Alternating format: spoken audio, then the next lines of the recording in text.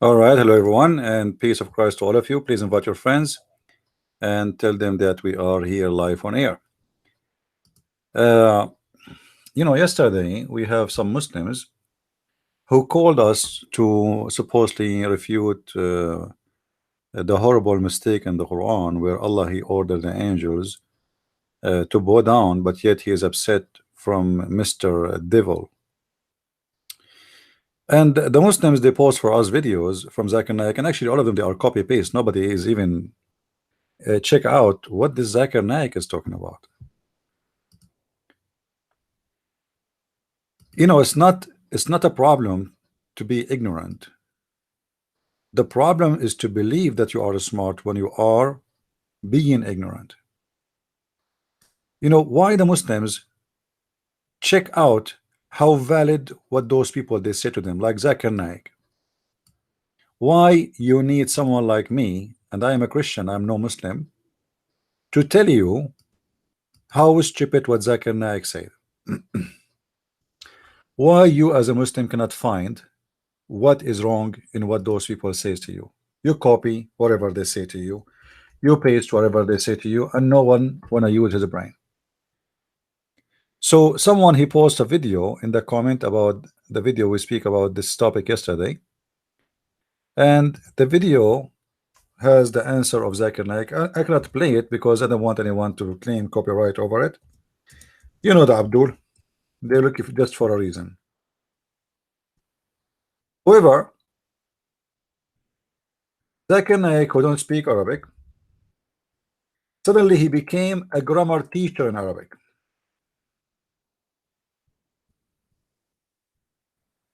And he said, brother and sister, in Arabic there is something it's called in the grammar taglib. What is that? Taglib? And because Allah was speaking to the majority, and the majority are the angels, and Shaitan was alone, so Allah he said angels. I mean, this is the most funny, hilarious answer. Where the Muslims they get the conclusion that Shaitan was the only genies there, and where they get the conclusion that the majority are angels. Did Allah report for you Muslims? Did Allah report for you the number of Shaitan and the number of genie they are located there? What you Muslims are talking about? The majority are the angels and the minority are Shaitan. Where it says that? Do we have any Muslim can tell us what's going on?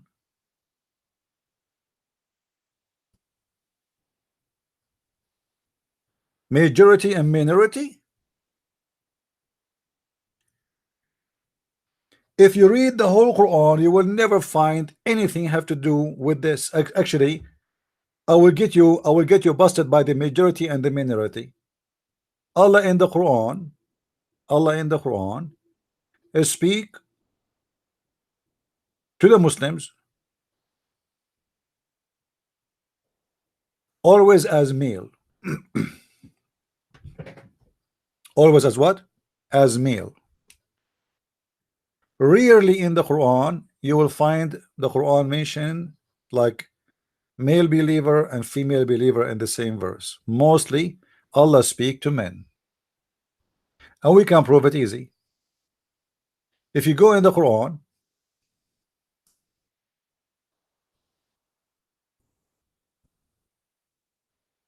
we would do a little search. As an example, when Allah he speak about heaven, is Allah generally always speak about heaven, which is the heaven of men or the heaven of men and women? Let us see. This is a chapter 37 verse number 48, but we will go from the start so nobody will say we are making things up. You can go from verse number 1. I mean, anyway, the Quran is not connected. There's nothing in the Quran. Like if you read verse number 1, verse number 2, verse number 3, verse number 4, there's no connection between them. There's nothing. You know what nothing mean? Nothing. It's just a stupid words, sentence after sentence.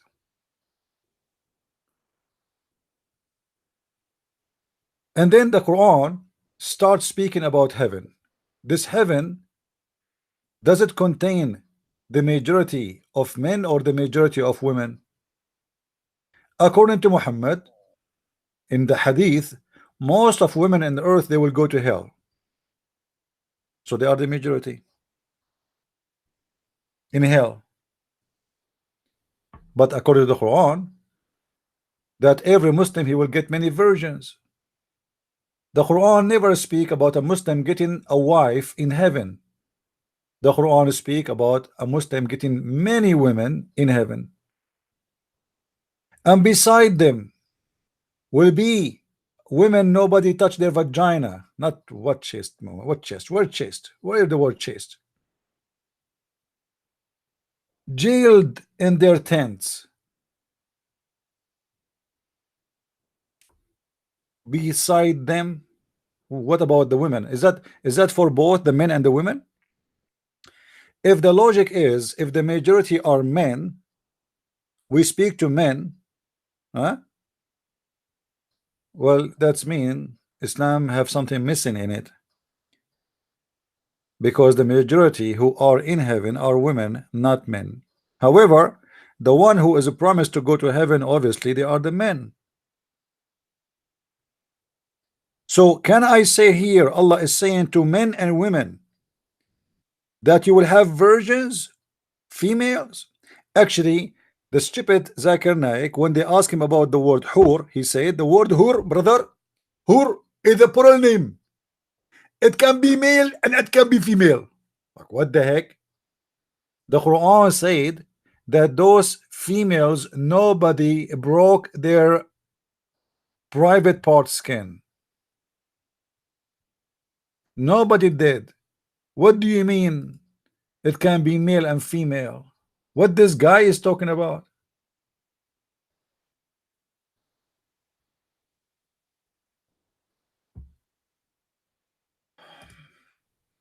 Let us see.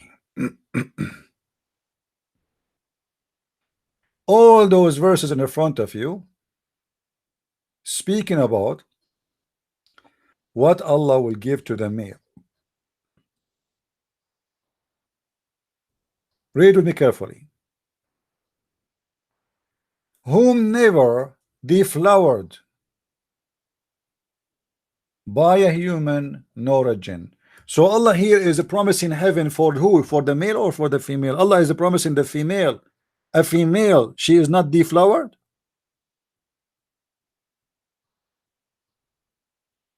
You know what I mean?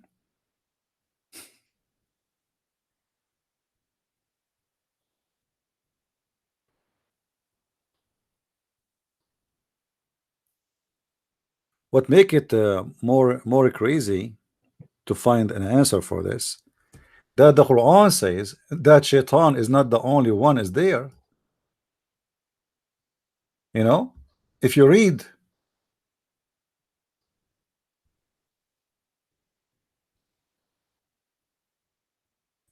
all the verses in the Quran, all those verses speak about this story.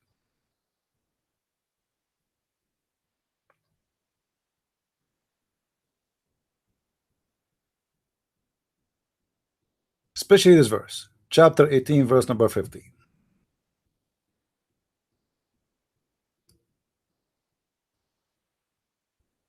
Behold, we say to the angels, bow down to Adam. They bowed down except Iblis. And here again, this is a clear evidence that Allah is a scam, for he is stealing a word, have nothing to do with Arabic. I mean, why he is calling him Iblis?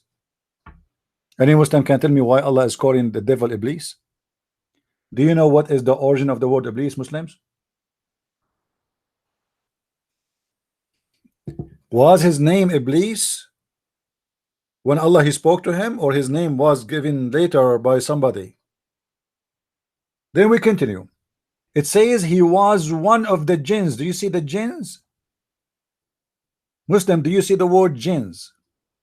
So there was many jinns and there is many angels. How in the world you come with the figure, like you figure out that the angels are more than, they are the majority and Iblis was alone? It says he is one of the jinns.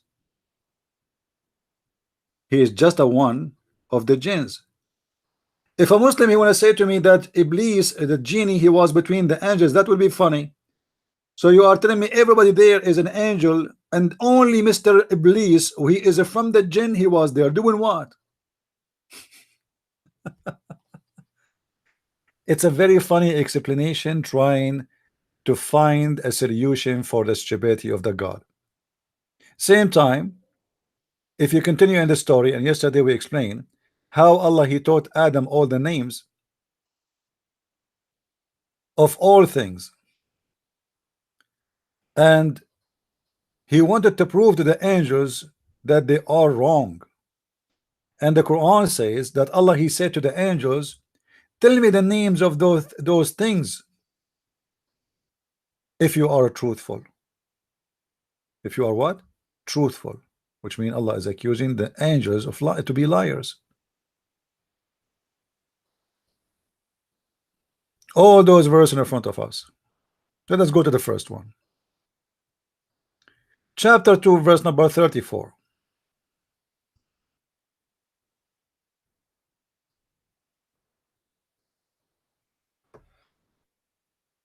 I'm going to go over the story of Adam today so we can laugh together about how many contradictions in the story of Adam.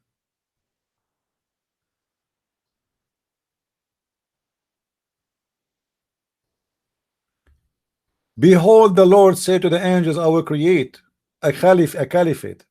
And here, by the way, we will find the problem with this word caliphate. How Allah is going to create a caliphate for the earth if there is nobody in the earth?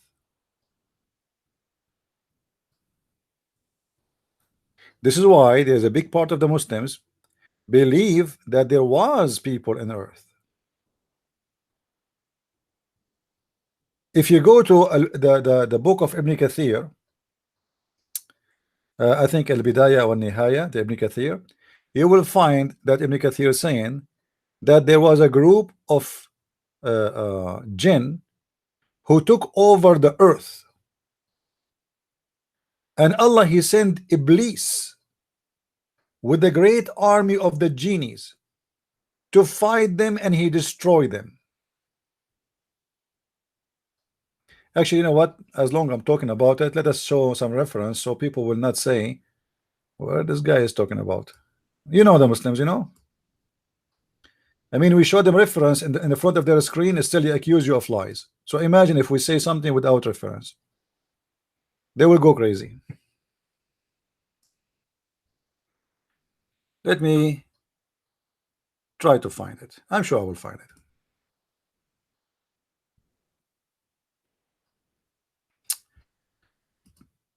Let us see where we can find that.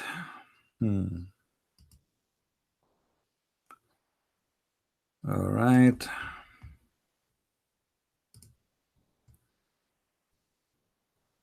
Okay. If anyone can help me to find the book of Al-Bidayah and Al-Nihaya of Ibn Kathir, volume number 1, the chapter of a creation of genie and the story of Shaitan. I found an Arabic link, but I would prefer if I can find an English one so we can read together. So if somebody can help, if somebody can search for the book of Al-Bidayah and Al-Nihaya, volume number 1, chapter of a creation of the jinn. Here you will see the story written by Ibn Kathir. By Ibn Kathir. Let us go down.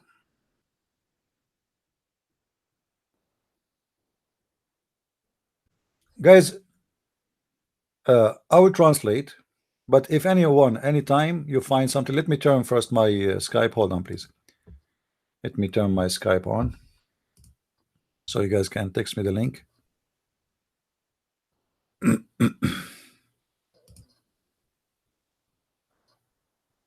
Because in English, for sure, it's better, you know.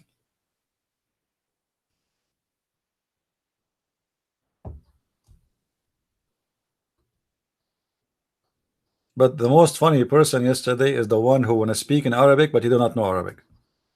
and he want to sing the Quran for us in Arabic, but he don't speak Arabic. How you can sing the Quran in Arabic and you speak Arabic? Because they are recording machines. They just make the sound.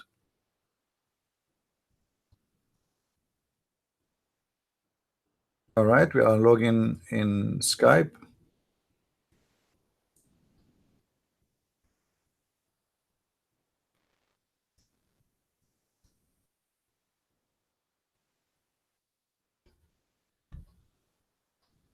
All right, we are there.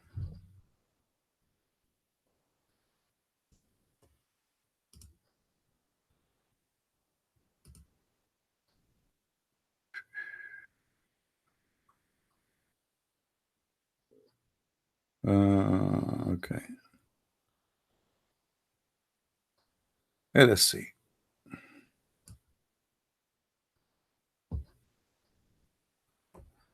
Look like we have Mr.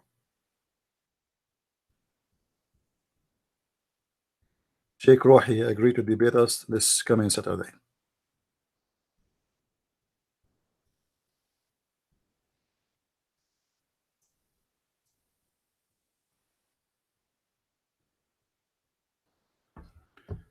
All right. For now, we have no choice but to go by the Arabic until we find English. It says here وذكر السدي في تفسيره. No problem, but if there is a reference, then give me the article. If just article, we do not need it. I want Ibn Kathir. Anyway, and it's mentioned in the tafsir of As-Saddi from Abi Malik, from Ibn Abbas, from Ibn Murrah, from Ibn Mas'ud, from the companion of the Prophet. When Allah he finished creating what he loved, he left himself up to the throne, and he made Iblis, Shaitan, the king of the world. He's talking about the earth, and he was from a tribe from the angels.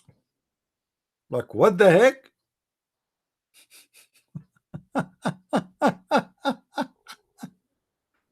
What?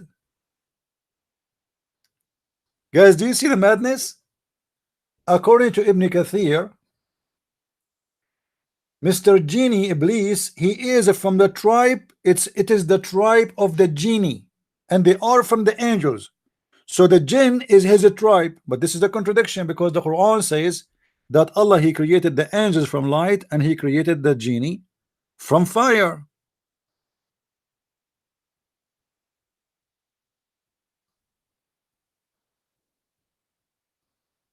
You know what I mean?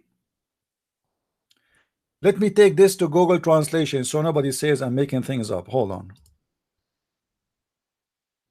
Sadly, we don't have it in English, so what we can do? Google Translation. All right.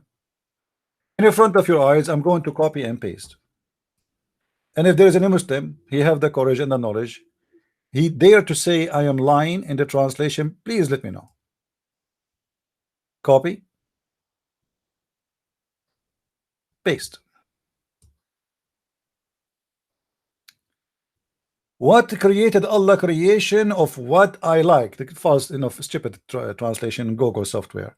He's saying when Allah he finished creation of what he liked, he settled on the throne and made the devil the king of the world. What? What? And he was of a tribe of the angels.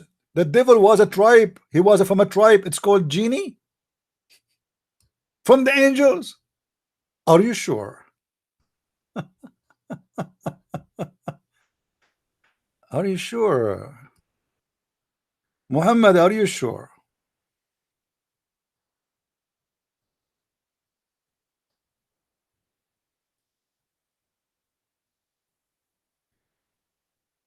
And here he continues saying, but they called the jinns because they are the reservoir of paradise, and Satan was the king of Kanza. and fell in his chest, but God gave me this to advantage to the angels. Let us go to the Arabic because the translation is messed up now. So here it says, the correct translation, and they've been called genie, for they are the warehouse of the Jannah. They are the majority of the Jannah.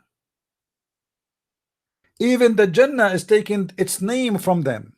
And you are telling me they are the minority?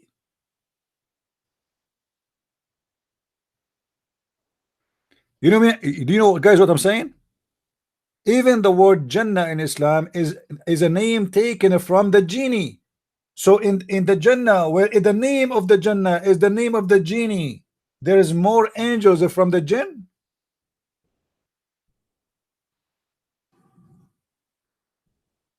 Do we have any Muslim?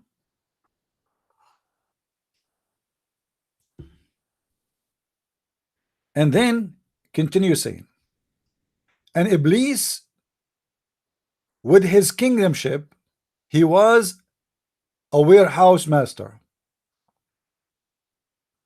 And he said to himself, Allah, he gave me more and I want more from the angels. Ibn Abbas said that the genie, when they did mischievement in the earth and they did shed blood, hold on, Muslims, the genie shed the blood of who? If there is no human yet, blood of who?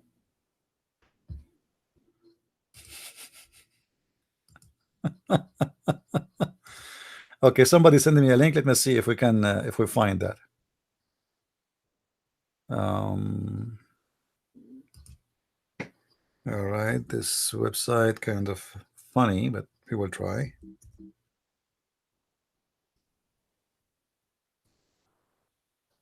Yeah, but this is not what we are looking for. This is like an endless page. Can't even find the story of the jinn there in the link you send me, my friend. Anyway,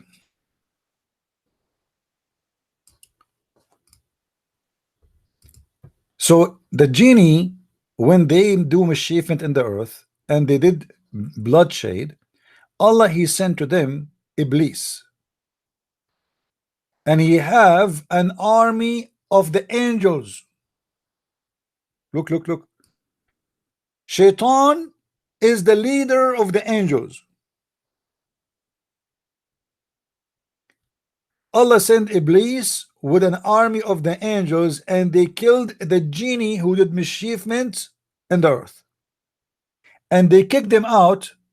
They killed many of them, and they kicked many of them out of the land. What is that? I mean, they kicked them out of the earth, and they send them to islands and in the seas. If supposedly the islands and the seas are not in the earth.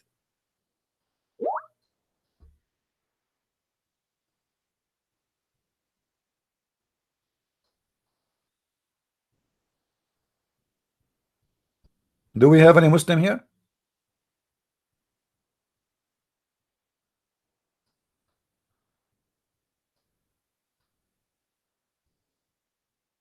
And then they continue saying, and here you will notice how things is messed up in Islam. Ibn Hatim said and Sa'id that Iblis, his name is Azazil. Azazil is a name coming from the legend of the Jews.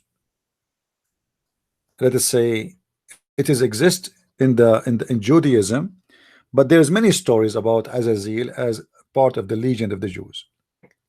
And he was one of the most high angels, from those who have four wings.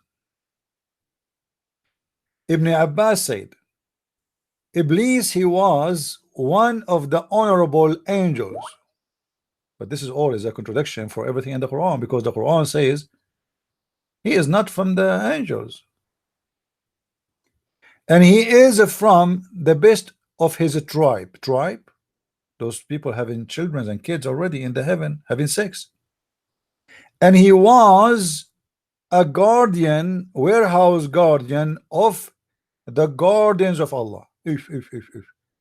And he have authority over the sky of the earth and over the earth. Oof. Ibn Abbas said, Iblis, he used to control what is between the sky and the earth. And this is reported by Ibn Jarir. Qatada said, Iblis, he was the head of the angels in the skies. Look how the contradiction. Every line is a contradiction. Al-Basri said, there was none of the Malaika, like he is very fast and very quick. He is not. Ibn al-Basri is saying he is not from the angels. He is originally from the jinn, the same as Adam, origin of the jinn, of the human. So look, this guy, every line there's different story contradicting each other, and all of those are Sahaba and the leaders of Islam, and each one of them giving them the different story for who is the shaitan. Is he an angel or he is a genie? Is a genie word mean that this is a tribe, or it is different kind of a creation?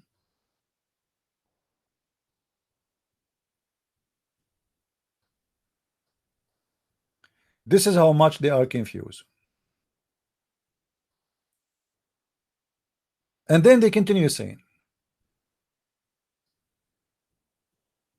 Shahr ibn Hawshab and many others said, Iblis was one of the jinn which is kicked out by the angels. And then some of the angels, they let him get in. Look at this conspiracy. There's some, he looked like he bribed some angels. And then they took him to the sky. What?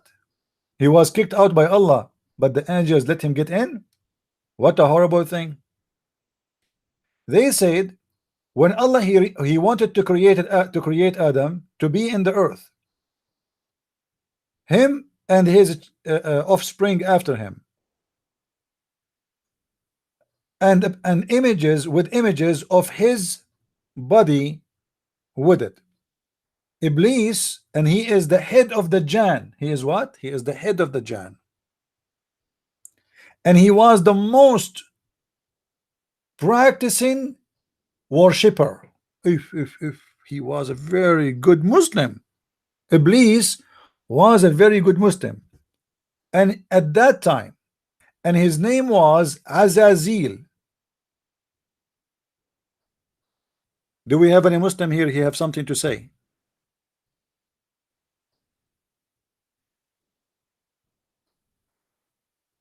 Anyone oppose what we are saying? Mayday, mayday. If there is any Muslim, he don't agree.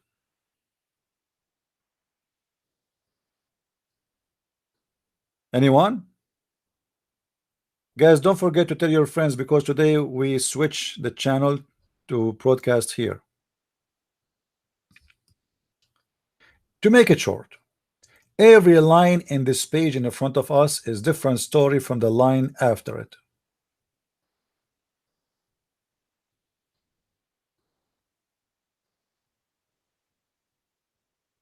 This is Islam.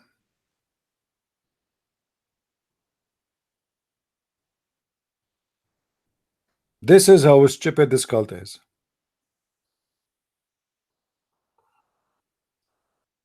One scholar, he says Shaitan is an angel. The other scholar says Shaitan, no, is not an angel. He's a genie. One scholar says that Shaitan is one of the angels and his tribe is a genie. They are very confused. If we go to the hadith and try to find some answers, what we will find?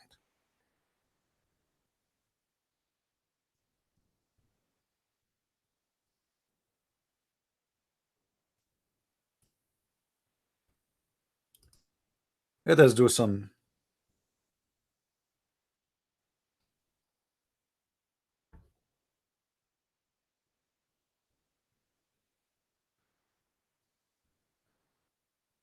Okay.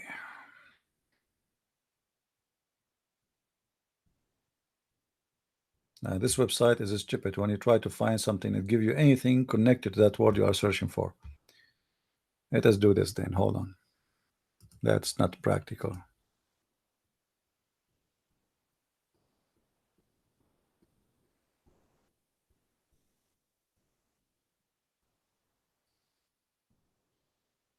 All right, let us see. We will try to find something with fast answers.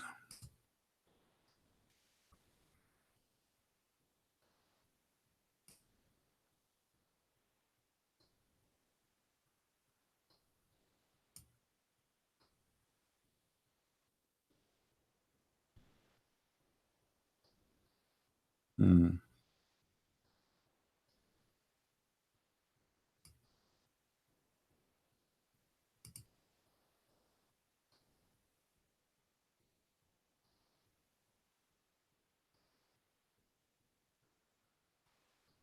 Okay, let us see. Hmm.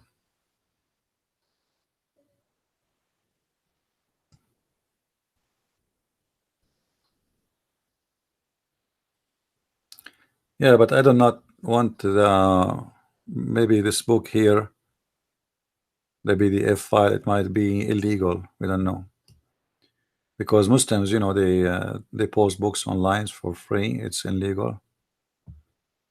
If you have a website published officially legally, we can use it. Um, Hold on.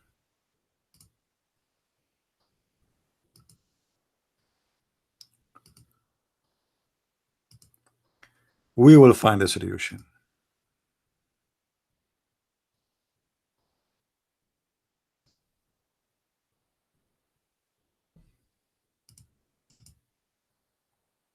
All right.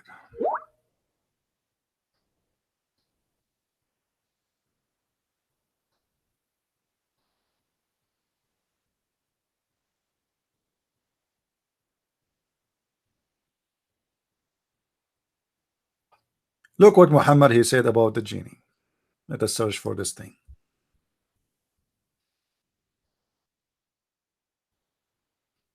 Allah Messenger said, "Don't perform stinja with dung nor with bones." Muhammad and his followers, they used to clean their ass with dung and bones. Muhammad he told the Muslims that the genie food is that they eat shit, excuse my language, and they eat bones. And the funny, Muhammad he called them that this is the food of your brothers from the jinns, which means this is the food of the Muslim genie. Remember here, Muhammad is calling those Muslim genie. Those are the brothers of the Muslims. Oh, sorry, no screen. Okay, hold on. All right, you see it now. Jami al-Turmudi, Allah Messenger said, don't perform istinja with dung. Don't clean your ass and clean yourself with dung nor with bones. For indeed it is the food of your brothers among the jinn. So those are Muslim genie, and their food, halal food, is, excuse my language, shit and bones.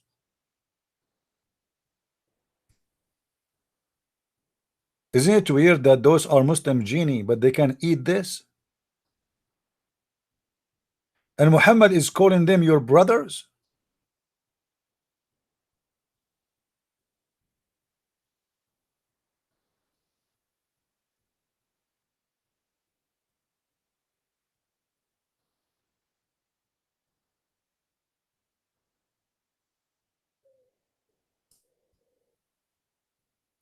Let us see more reference.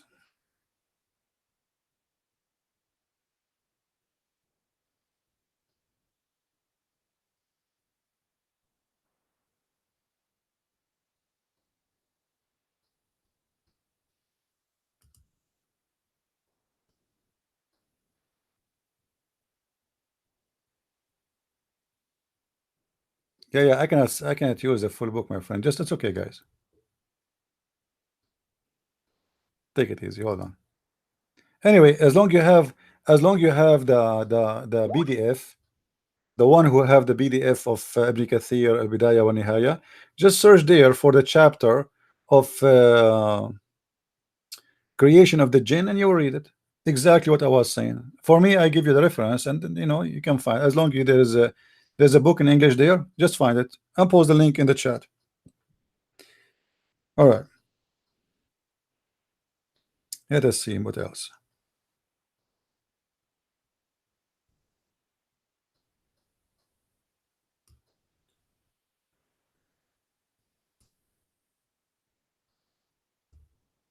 If we ask the Muslims, do the human, I mean the human, they die, right? But do the genie and the human both they die? What the Muslims they will say?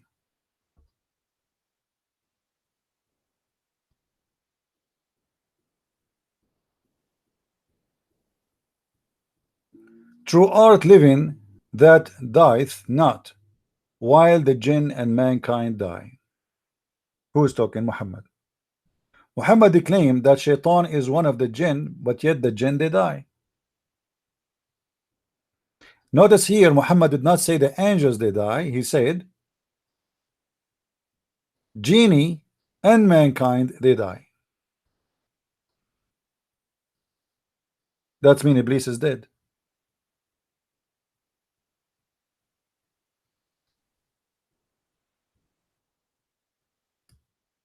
There is a story of a guy. His name is Surraq. Let me see if I can find this hadith here.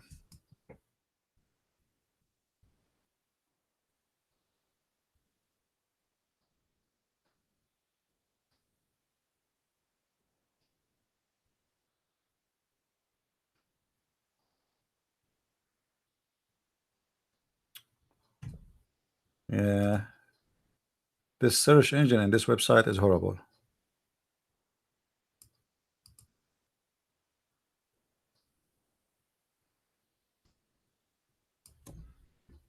Let us see if we change the text. No, can't be found.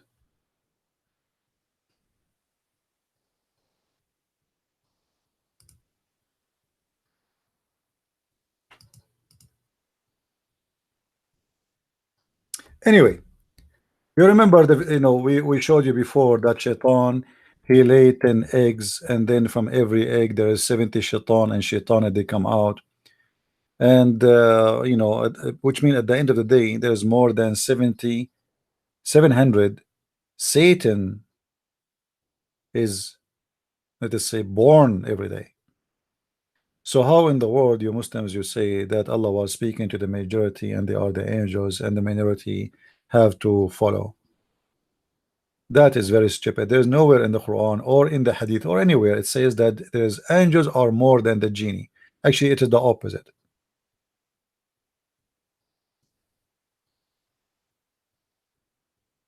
It is the opposite. And I'm talking according to Islam.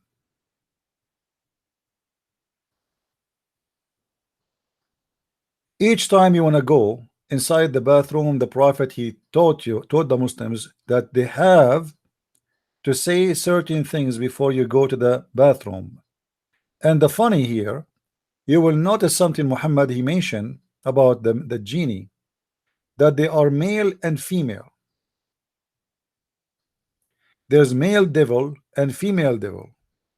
Question: if Allah created a fixed numbers of angels, and the angels according to Islam they are neither male or female, while in the same time the genies are male and female, who is going to be more in number? The one who is fixed and there's no new babies, or the one who produce children's? And as we showed you before, that every day, that one devil every day he give birth by eggs, as eggs, after he have sex with himself, uh, 10 eggs with 70 devil from each. And from those eggs, every egg produce male and female, which means the first shaitan he was doing that. After that, the rest they are male and female already. So if every shaitan he can produce 700, that's mean every one individual, male and female from those shaitan, they can produce a day 700 shaitan. So based on this, the genie are the major number of a creation according to Islam, which means they are more than the angels and they are more than the human. There's no human can make in one day 700 child. Shaitan he can do that. If we continue,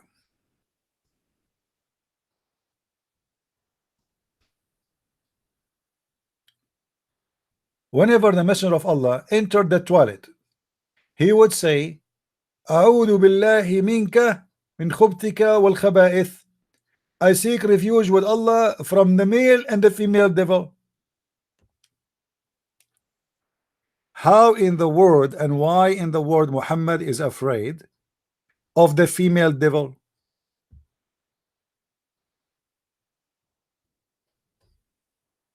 I understand Muhammad is afraid from the male devil. What the female devil would do to Muhammad?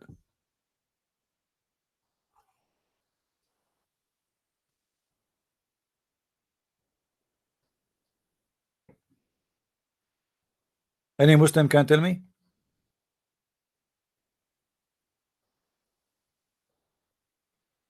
Why Muhammad is afraid from the female devil, specifically when he go in the bathroom? What the female devil would do to him?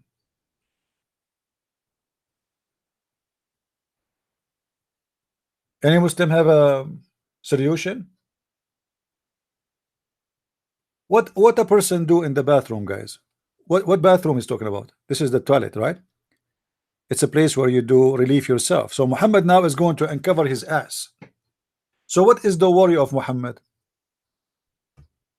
Any Muslim can tell us what the male devil will do to Muhammad and what the female devil can do to Muhammad in the toilet? Yeah, actually, the Muslims, by the way, they have descriptions of the female genie.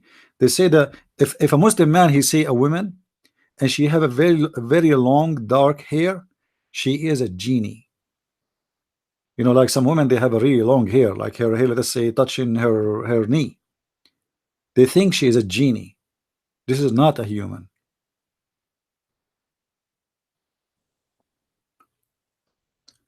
All of Islam, jinn is whispering in CP's ears. My friend, the one who is whispering here is your prophet, and your prophet is afraid of the genie. Can you tell me why? This is a prophet of Allah, yet he is scared to death to enter the bathroom without making a prayer before he entered the bathroom, asking Allah himself defense inside the bathroom. Isn't it this is enough to prove that Muhammad is a false prophet? Where Muhammad is going? Is he going to war? He is going inside the bathroom.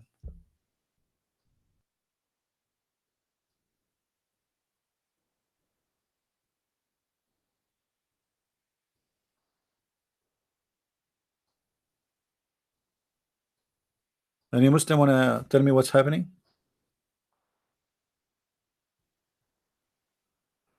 I am going to the bathroom. Muhammad, if to go in the bathroom, Muhammad is making a prayer, asking Allah help, Allah himself to what Allah will do inside the bathroom. What are you talking about? You are going in the bathroom, you will take off your panty, Muhammad. Why you are terrified to take off your panty in the bathroom? And why Muhammad is not worried about the female genie when he is in the bedroom?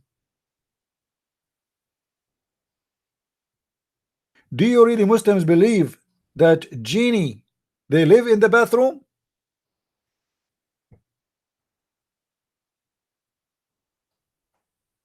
Hmm? Is that like the room for the genie? Yes. Even Muhammad he said, don't piss in a ground hole. Anyone knows why? because genie live there. So genie, they eat poo-poo and bones. Genie, they live in the bathroom. Genie, they live inside holes in the ground.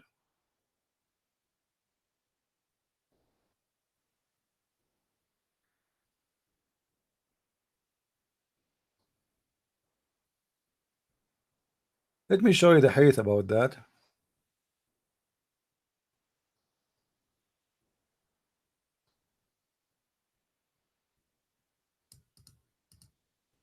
Maybe we can find you something.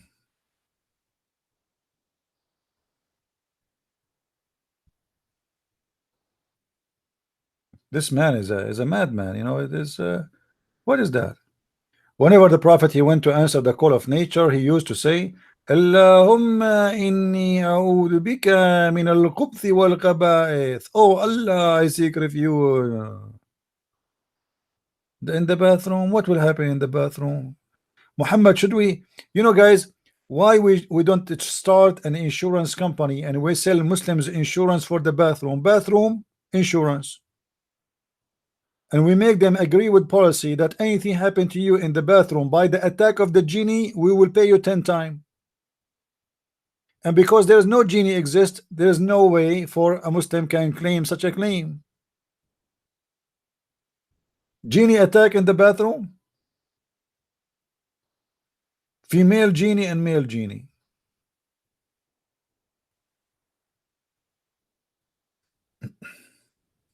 Let us see. This one we cannot find it.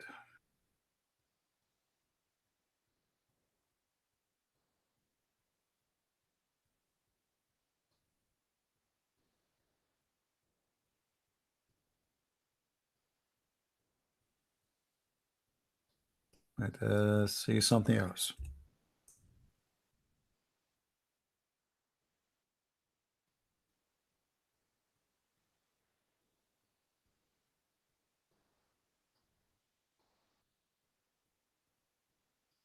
Hmm. Yeah, no, we try to find. Not everything, sadly, is in English.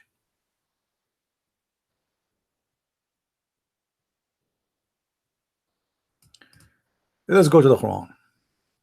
Try to find something funny in the Quran about the genie.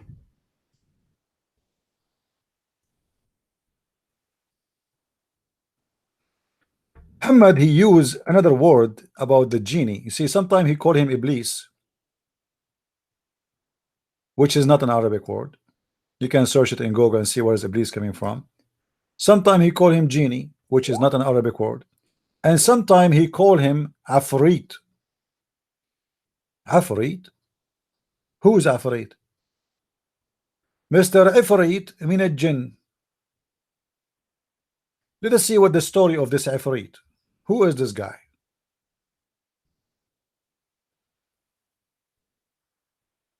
Said Ana Ifrit. Look at the translation.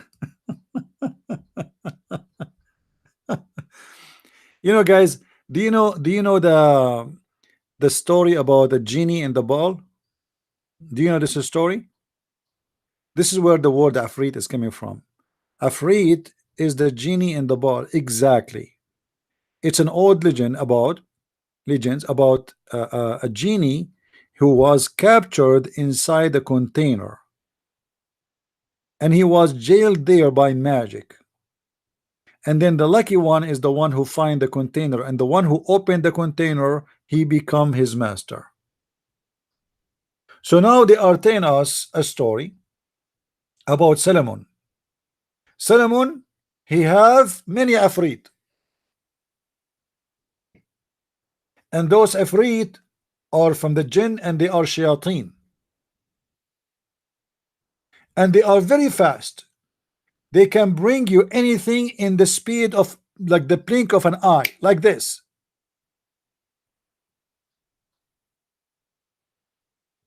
Guys, look what Abraham said. Abraham is a Muslim. Guys, did you see what Abraham was said? Abraham is a Muslim. Let me show you what Abraham said.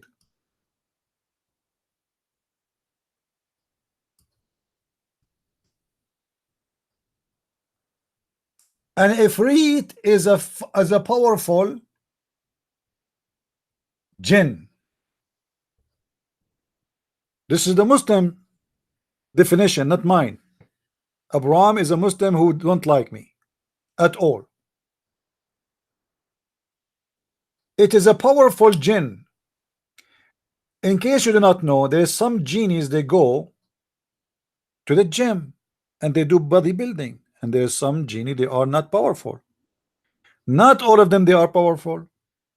All of them are very powerful, by the way, but I mean there's some they are more powerful than the others. So Afrit sound like a rank in Islam, according to this Abdul.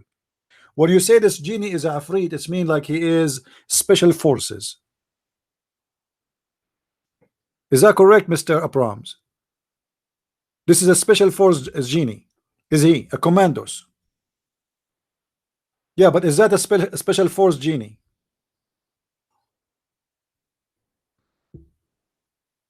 Is he a special force like commandos, marines?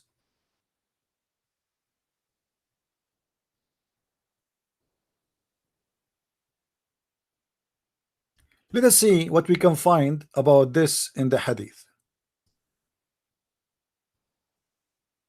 about Mr. Afrit. Genie in the ball.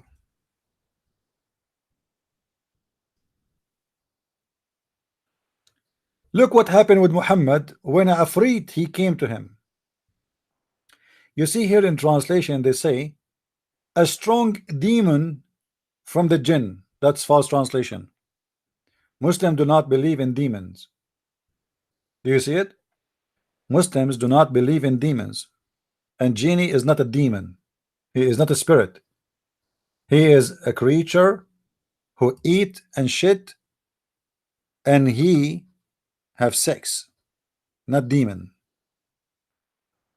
Here it says Ifrit. Ifrit, not demon, liars. Ifrit. I'm using my mouse to type. So it is Mr. Ifrit. The Prophet said, a strong Ifrit, a strong Ifrit from the genies came to me yesterday. When? Yesterday. Suddenly. So as to spoil my prayer. But Allah enabled me to overpower him. So I cut him. And I intended to tie him to the pillars of the mosque. The Prophet, he tied the Afrit. Hold on, Sharon. Guys, do you see what I'm saying? The Prophet of Allah, Ifrit, and Abraham, he just told us Ifrit is very powerful. Is a super. This is like the special force of the genie, the most powerful ones. He came to the Prophet, and the Prophet was praying, and the genie was doing this. You cannot catch me. You cannot catch me. Huh? And then the Prophet, he captured him. He captured the genie, and he intended to tie him up to the column. Hold on. We just saw Mr. Abraham saying that genies can change their shape. Guys, did he say that? Did Abraham say that genie are shape shifters? Did you see what he said? Let me put it for you in the screen. Genies are shape shifters. What does that mean? They change their shape. Question, Mr. Abraham. As long those genie they can change their shape, how you can capture any? How you can tie him? Because if you tie his hand, he can make his hand smaller and he will release himself. If you tie him from the neck, he can make himself without a neck. He can make himself a snake. So how he can tie him? And you just admitted that they are shapeshifter. Not only that, genie, he can go invisible. Is that correct, Mr. Shapeshifter Genie? Yeah, they can appear as a human and they have sex with them, correct? I agree. Yeah, yeah. But let me ask you, isn't it you Muslim believe that genie can go invisible and nobody can hold him? He can go through walls. So how Muhammad he captured this guy? Isn't it the Quran says, Yarunakum wala tarunahum? They see you but you don't see them. Is that correct, Abraham? See, this is guys in their true shape. They are invisible, so he can go back to his true shape. So what Muhammad mean? He captured him. How you can capture a person who is invisible, who can go invisible any second he want? Do you Muslims use a brain? If this guy, let us see, he is now coming to me as a donkey. Okay, I hold him, but he can shift his shape. He can be invisible, which means he can be nothing. He can go walk through walls. How I can capture such a creature?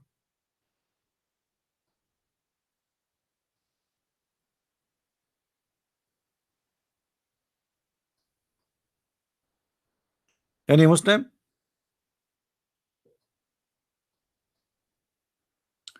And then Muhammad, after he cut the genie, he intended to tie him up to the pillars of the mosque. So that all of you might see him. What a wonderful act. The Prophet, guys, now finally he cut a genie and he is going to show all the Muslims the genie. They never saw a genie before. But look what happened. Unbelievable. I remember the invocation of my brother Solomon, and I grant me a kingdom such as shall not belong to any other after me. What does have to do with capturing the genie? You capture the genie and now we want to show him to the Muslim. What Sulaiman he said in the Quran have to do with this? So the Prophet he let him go.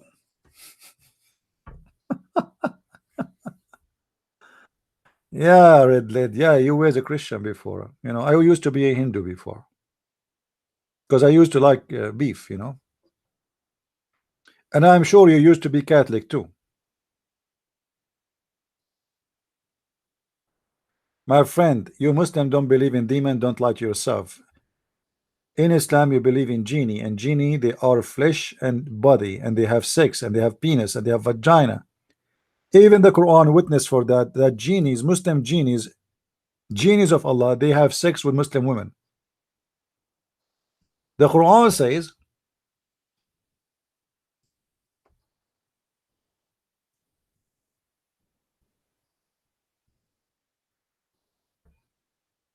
chapter 55, verse number 56, that genies, Allah will create for you women who no genie or neither man broke their virginity skin. Broke their virginity skin. So what do you mean they are what they are? How somebody he is not a human, he can have sex with the women? Any Muslim can tell me? And how Allah saying that those women they are in heaven, no human, neither genie broke their virginity skin. I thought there's no genie in heaven and there's no human in heaven. Who is going to break their, what does that mean? Any Muslim can tell me?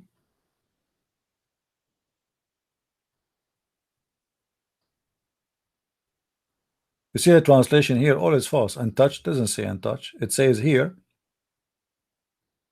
no genie, neither man has opened their hymens with sexual intercourse. Do you see it? That is a clear evidence that the Muslims believe that Muslim women they can have sex with the genie. This is why if you go and search in the web, you will find tons of articles made by Muslims speaking about a Muslim man or Muslim woman having sex with a genie. Actually, Muhammad, he said, before a man he have sex with his wife, he have to say a certain prayer, otherwise shaitan will round himself around the penis of the man, and he will be the one doing his wife.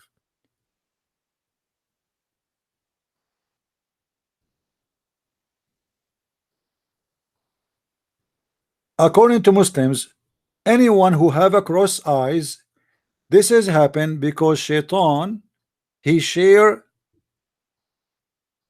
the women with the man. When the man is going to do intercourse, shaitan, he wrap himself around the penis of the man. The man, he think he is doing having sex with his wife, but the fact it is shaitan doing that, and the woman, she will get pregnant, but the son will be a person who have a cross eyes. If there is any one of you he have a cross eyes, now we know why. Muslims, my dad for sure, he did not say the prayer of Allah. How come I don't have a cross eyes?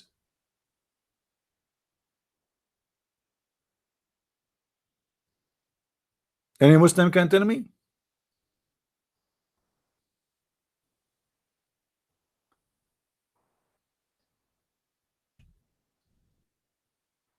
Any Abdul? By the way, in my coming book about Quran, sex and Allah, you will find a lot of those stories and you will die from laughing. Or with reference. You saw nothing yet. Do we have any Abdul?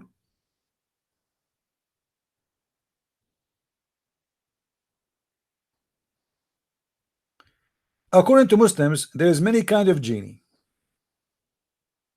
One is called Afrit, and Afrit is the most powerful genie.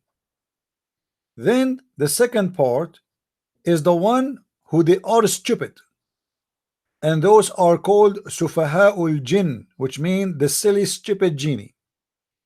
Those are the one who hurt a human being and cause them diseases like being possessed or have epilepsy. And the third kind of genie is the one called the Ghilan. And Ghilan is a polar name of the word Ghul, and they are the magician of the genie. And those are the one who heard the children of Adam.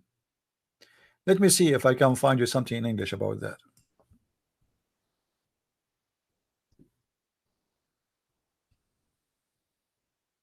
Okay. No, no.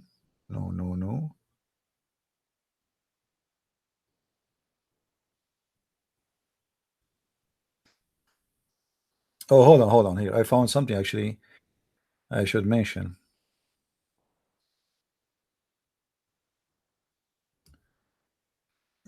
Here, this is a hadith about the prophet. He was going to forbid suckling during the women she is pregnant.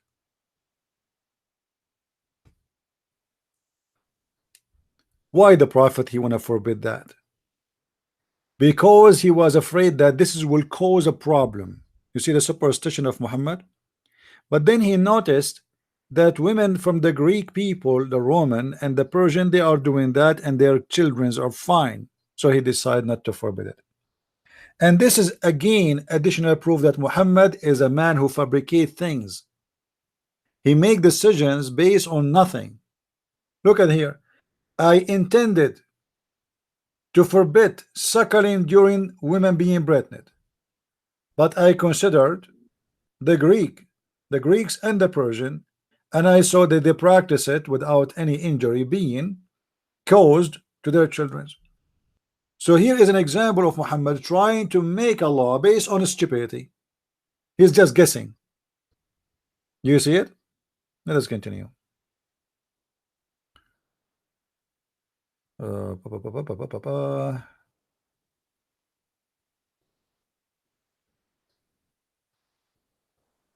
Looks like we cannot find this one in English. All right.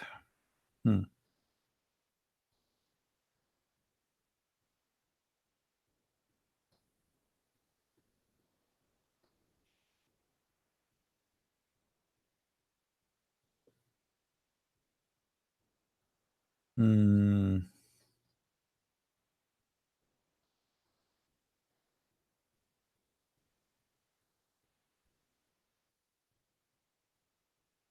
I'm just trying to find some stories in English. All right.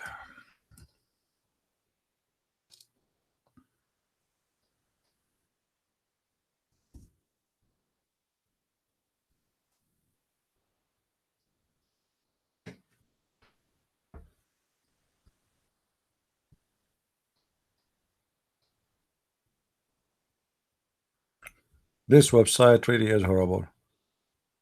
And if I keep flipping, I will hurt your eyes. Anyway, do we have any Muslim want to say something? If there is any Muslim want to say something.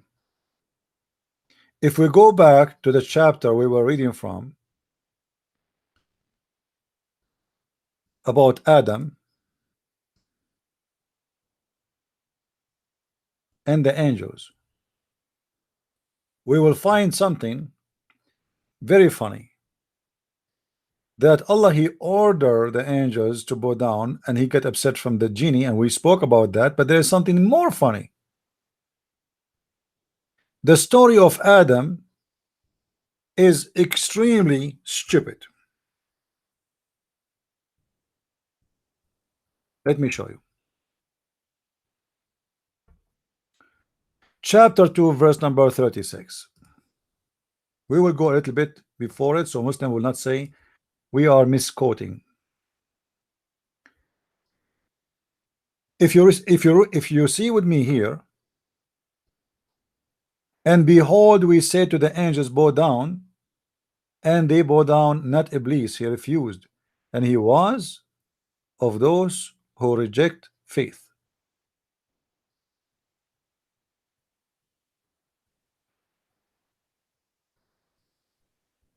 This is one side of the story. We go to different verse because I want to compare between two.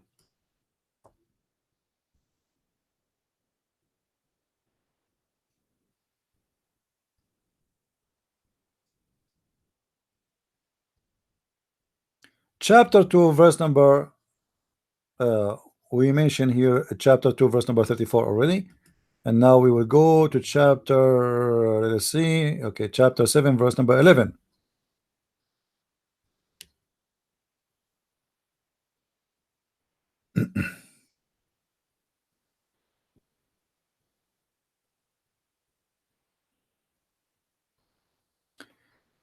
In this verse or this chapter, the story became more clear. What happened after Shaitan, he disobeyed Allah and he refused to bow down to Allah, sorry, to Adam. Read with me carefully.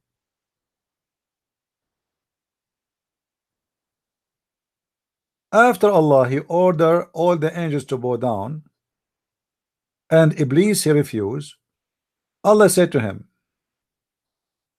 it is we who created you and gave you the shape.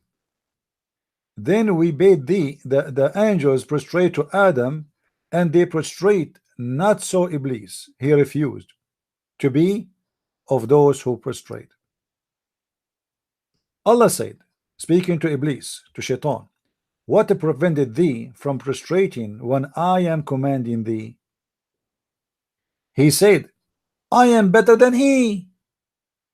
Thou didst create me from fire and him from a clay. Allah said, get thee down from this. Get thee down from this. Down from where? Anyone understand from where? What does that mean? Get down from this. He is just kicked out of heaven. Allah just kicked out Shaitan of heaven, and this is very important because that is another mistake in the story.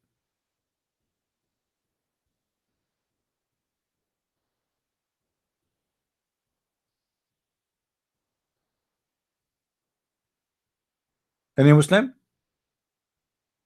Allah just kicked Shaitan out of heaven. Any Muslim have an objection for that? Any Muslim have an objection for the translation?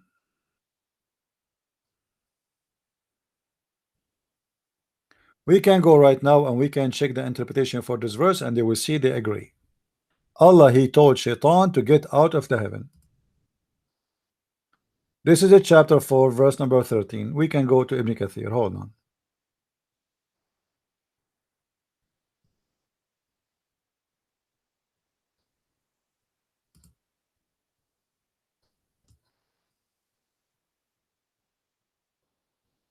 Okay.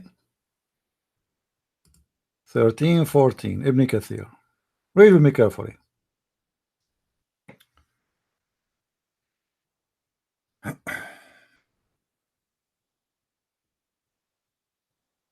Oh, hold on. This is not, sorry, not 4. This is 7. 7, 13, yeah. 7, we made a mistake. What? All right. Get down from this, because you defied my command and disobeyed me. Get out. Get out from where? From paradise. Do you see, guys? Allah, he ordered the genie, the shaitan, to get out of paradise. But hold on. The author of the Quran, because he's an ignorant, stupid, he made a big mistake. If we go back here in this chapter,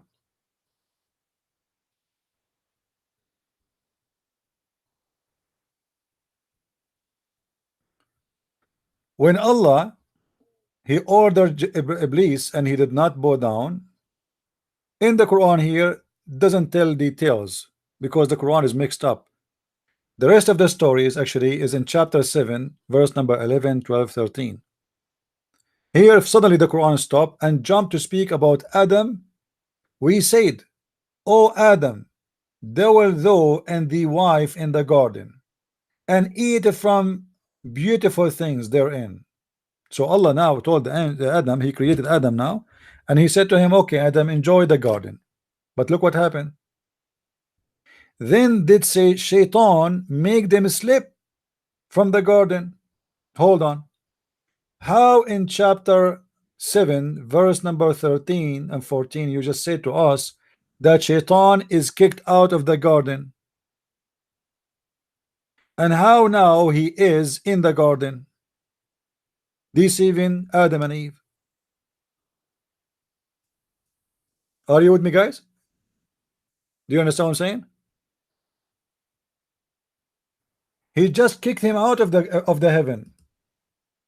When Shaitan he refused, to bow, he refused to bow before Adam was created yet. Remember, Allah was saying to the angels, I'm going to create someone. He did not create him yet.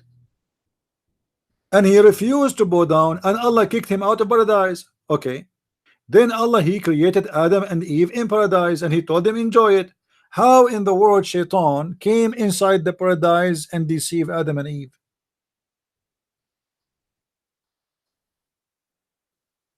Any Muslim have an idea?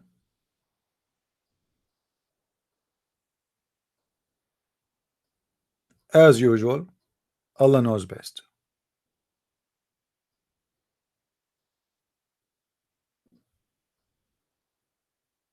Any Muslim want to answer?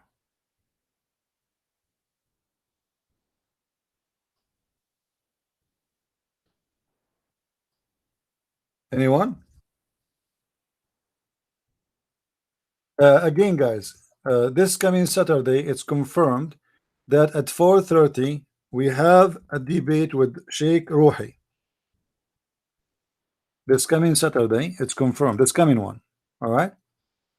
We have a debate with Ruhi, Sheikh Ruhi from Egypt at 4:30. So please get your popcorn and get ready.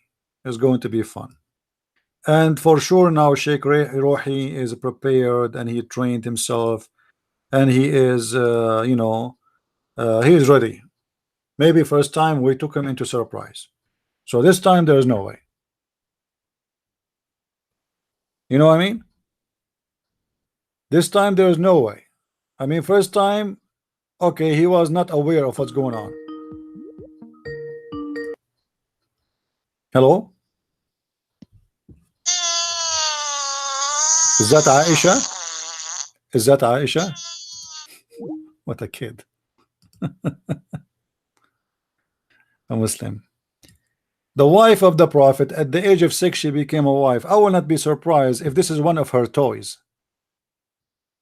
Especially the hadith says that the Prophet, he entered upon Aisha at the age of 14 and still she was playing with her dolls. The poor girl, in the age of 14, she is playing with her dolls.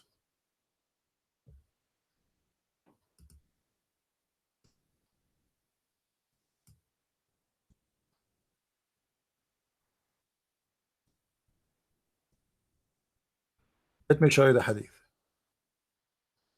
And thank you, Muslims, for reminding me.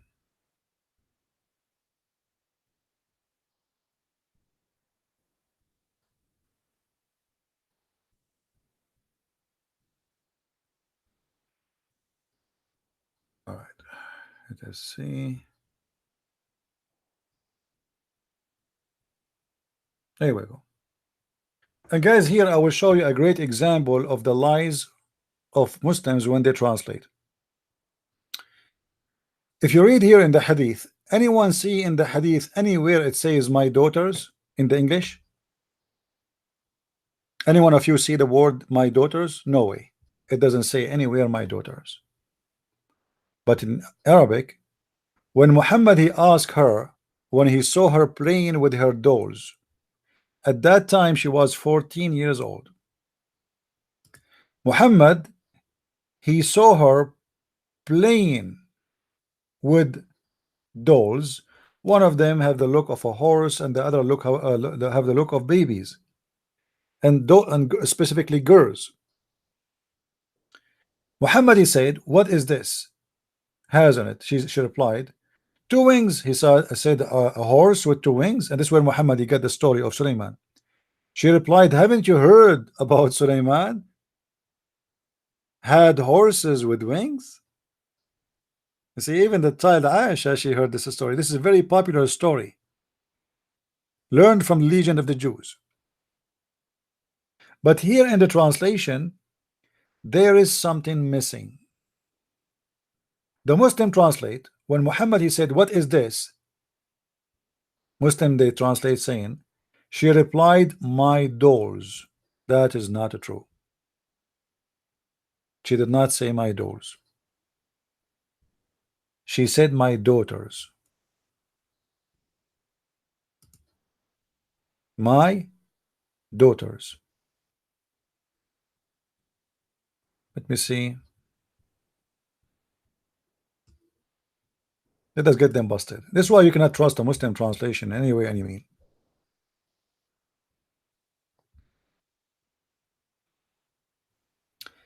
فقال ما هذا يا عائشة. عائشة قالت بناتي. Google translation. Copy paste.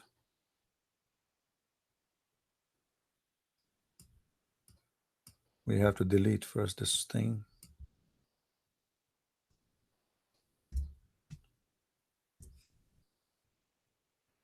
Look like because here we have this thing. Let us take it off. I am what? Or a Christian? What is that?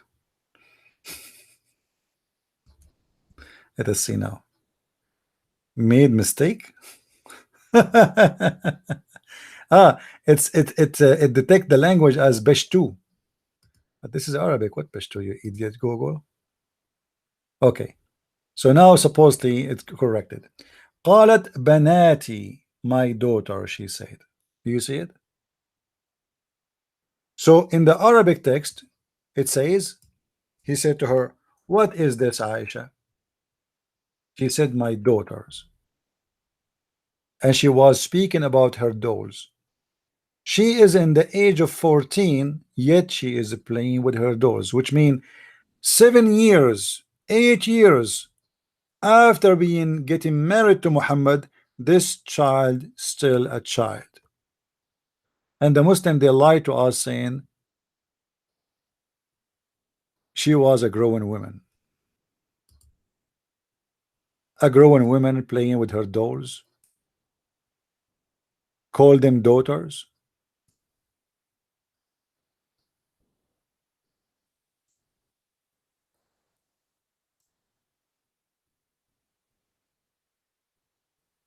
Yes, the word bint mean a daughter, banat, daughters. But the question is, why in the Muslim translation they did not translate the Arabic? Because this is very embarrassing. The wife of the Prophet, I mean, isn't it even like now, after they try to hide the true translation, is it embarrassing that the Prophet wife, she is having dolls, she's a child? Like, are you fixing it supposedly now? So instead of saying my daughters about the dolls, you say just dolls?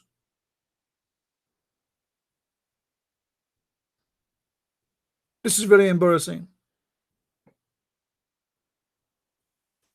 What a prophet of God have to do with a child like this? What he want from her? What exactly he need? This man, he have all the women he can have.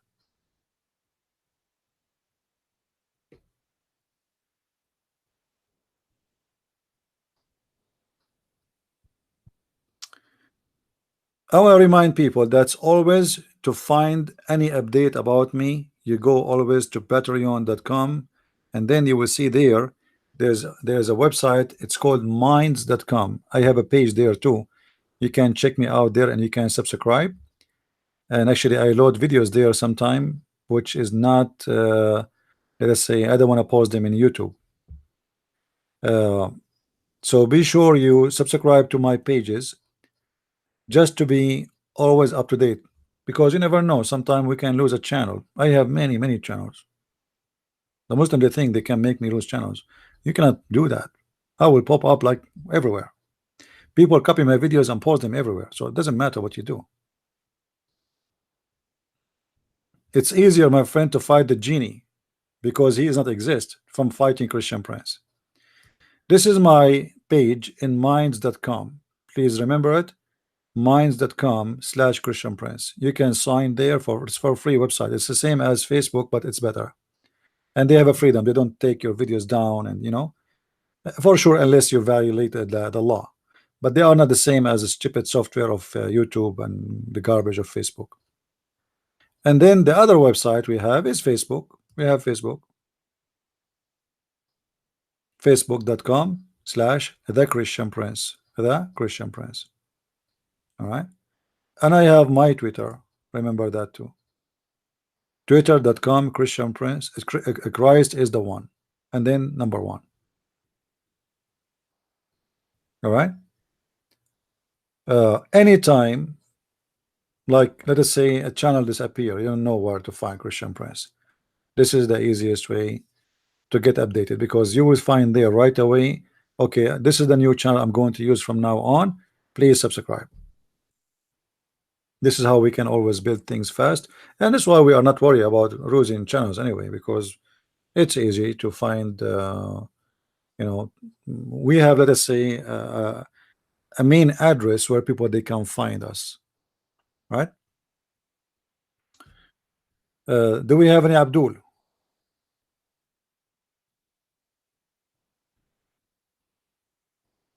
Any Abdul is around? No Abdul. Okay, well, sound good. No Abdul, it's mean no Islam. Look like the Muslims, they learned their lesson that they are no match. And I hope that's this guy Sheikh, and actually I think this what will happen. I think Sheikh Rohi, he will debate me this coming Saturday, and then he will keep coming to debate me more and more. Anyone knows why? Why he will come to me and debate me again? I mean, last time we have debate, it was horrible. Seriously horrible. This guy, he left the debate without bones. Why you want to come again? Simply, if you are a person who is very well known and you have a lot of followers, and it's a career for you. This guy, he make living from this.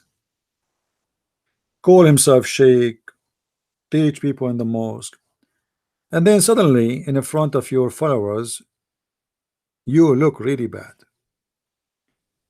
So this man, this coming Saturday, he's trying to come back to get back his honor, which is scattered left and right. But next week he will come back and he will not get back his honor. It's going to be even more horrible. So what he will do then? He will come back. It's the same as a gambler. The more he lose, the more he want to play more. Yeah, he's a real sheikh. That's what he claim. I mean, and that's what the Muslim they say. I never met him. What I can give you, Sheikh Rohi is the same as the rest of the Muslims. They are from the kind who says Allah knows best, and they are the kind who say something now, after 5 seconds they deny what they said. And he is of the kind who say anything will hurt Muhammad, he will play taqiyya. All of them, all the Muslims are the same. You know what? Let me tell you what is a sheikh in Islam is. Sheikh in Islam, as the Quran gives definition, is someone who know nothing. It's just someone who says I believe. Correct? Isn't it the Quran saying that? The Quran call the scholars of Islam is the one who say we believe, not the one who knows what they believe in. Read with me.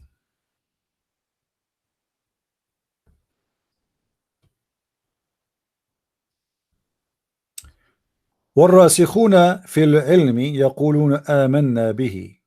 Okay, what does that mean? Translation.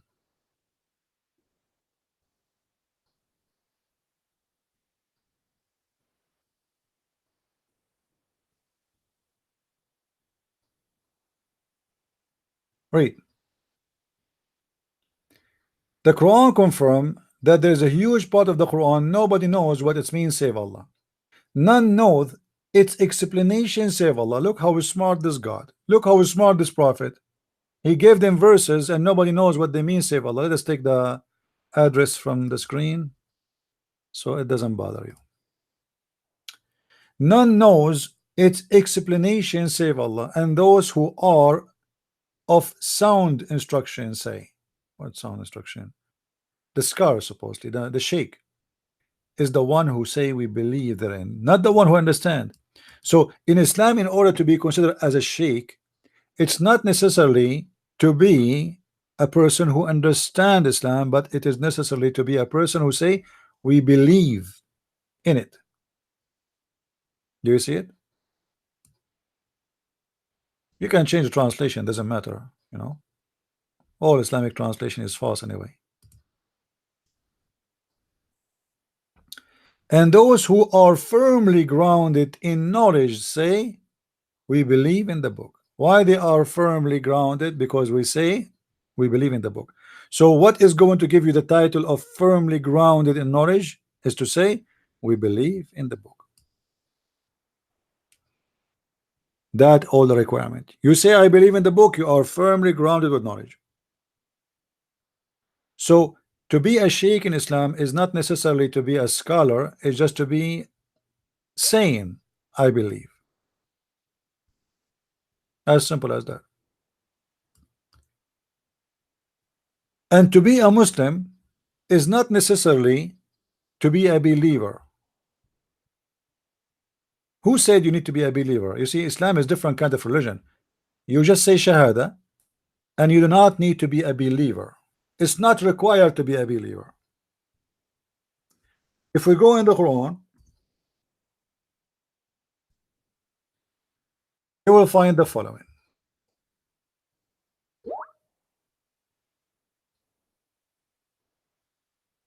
Hey, here we go. I just received an update from Renee. She is saying that Sheikh Rohi, he claimed that he is Dr. Rohi.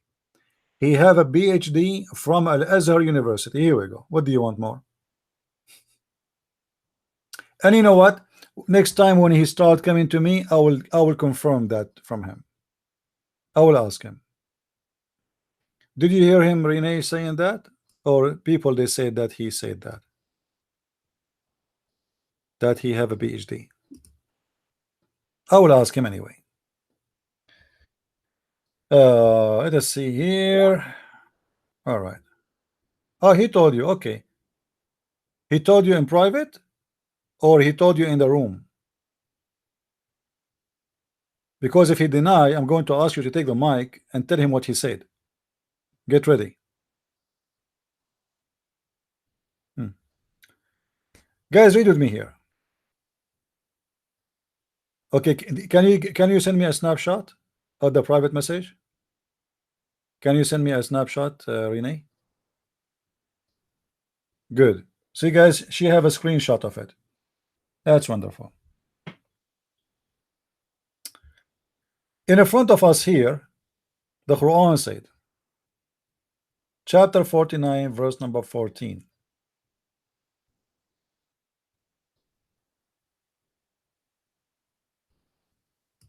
You can change the translation if you want to whatever you wish.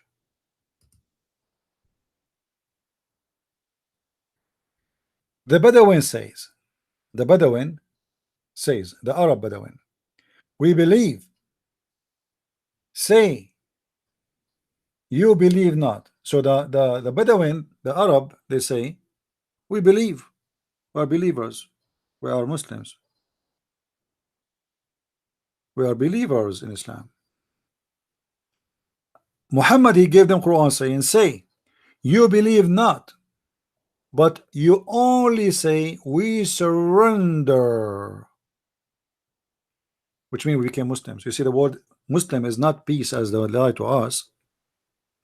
It's a word mean you surrender. So those are people who they say we are Muslims, but they are not believers. Do you see it? Muhammad saying to them, don't say you are a believer, say you are a Muslim. Don't say you are a believer, say you are a Muslim, because they are two different things. A Muslim is somebody who surrender. A believer is somebody who believe. So it is not necessarily to be a believer in Islam in order to be a Muslim. As you see in the front of us here, those are Muslims, but they are not believers. And the one who's saying that to them is Muhammad, God. Say, we surrender, don't say we believe, for faith never entered your heart. How in the world those people, they became Muslims, but faith never entered their heart? Because Muhammad, he gave them warning in a previous verse, saying to them, you are going to be called for a war with the Arabian Muslims, and we will kill you unless you convert to Islam. So those people, they, to avoid being killed, they says, okay, we surrender. And they told Muhammad, we surrender and we believe. He told them, I know you don't believe in me. Don't fool me. You don't believe. You are a Muslim. You are just a Muslim. And this is why Islam is a is a big is a big scam. Because how you can be a Muslim but you are not a believer? That means people are Muslims not because they believe in it. As simple as that. Guys, this is the snapshot from the phone of Renee. All right. I'm going to show you in the screen. So now Sheikh Rohi, I don't think he will say that unless he is really what he's saying. This is Sheikh Rohi in Paltalk. You are a doctor. I thought they said you are Sheikh. I mean, he answered, I mean I have a PhD.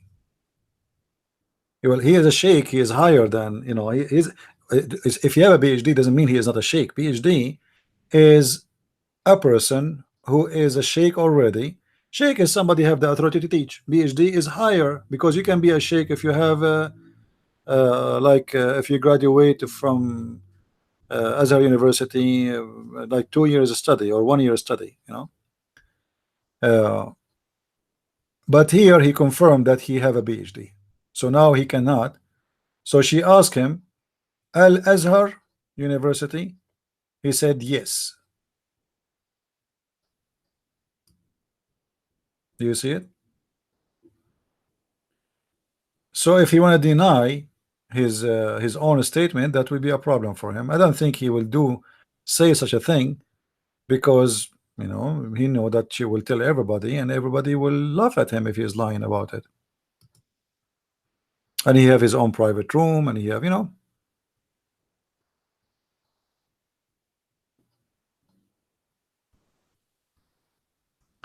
this is another snapshot from the phone from Paltalk of Renee. She sent it to me.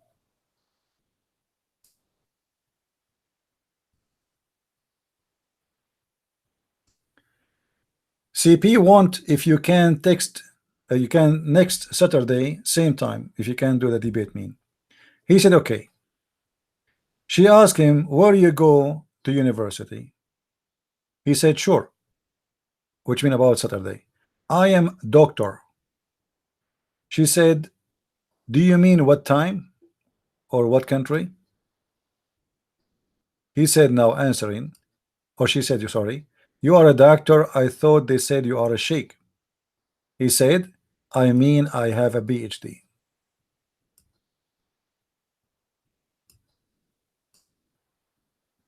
Do you see it? And the Muslims, they said that this guy is a setup, it's a theater. He is not even a Muslim. When the guy he have a PhD from Al Azhar University, the Muslims, because he was totally destroyed in debating me, they claim now that he is not even a Muslim. I paid him.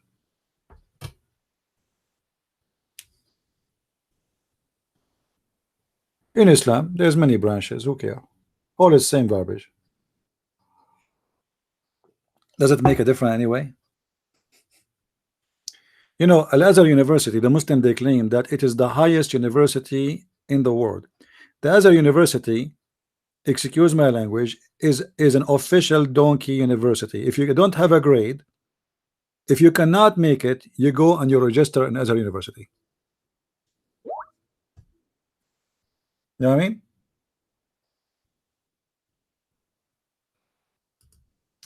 Rini, what about you? Ask him if you have a website about him or something. Ask him. Why I can. I don't know even his real name. I mean, what his full name is.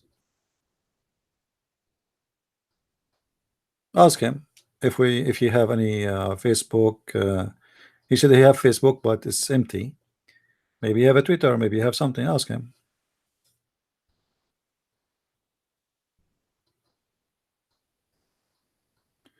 That why he want to call me and why he don't call me. I am live on air. He can call me. Whoever wanna call me, he can. I am live. Okay. Let me get some water.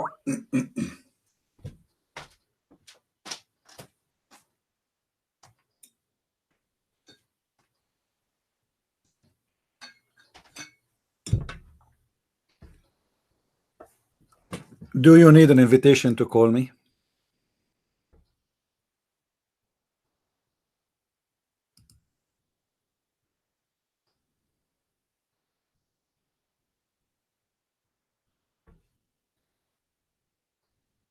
Any Muslim?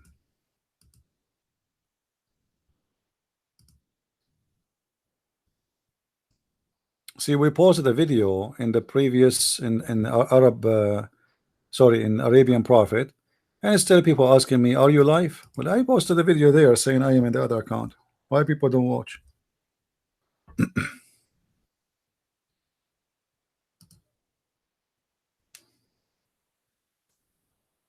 Do we have any Muslim would like to call?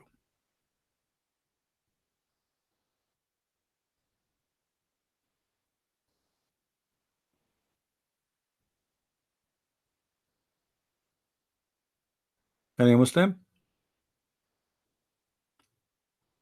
So please take a note. This coming Saturday, we will have a debate with Dr. Sheikh Rohi from Al Azhar University. So now we have to correct the name.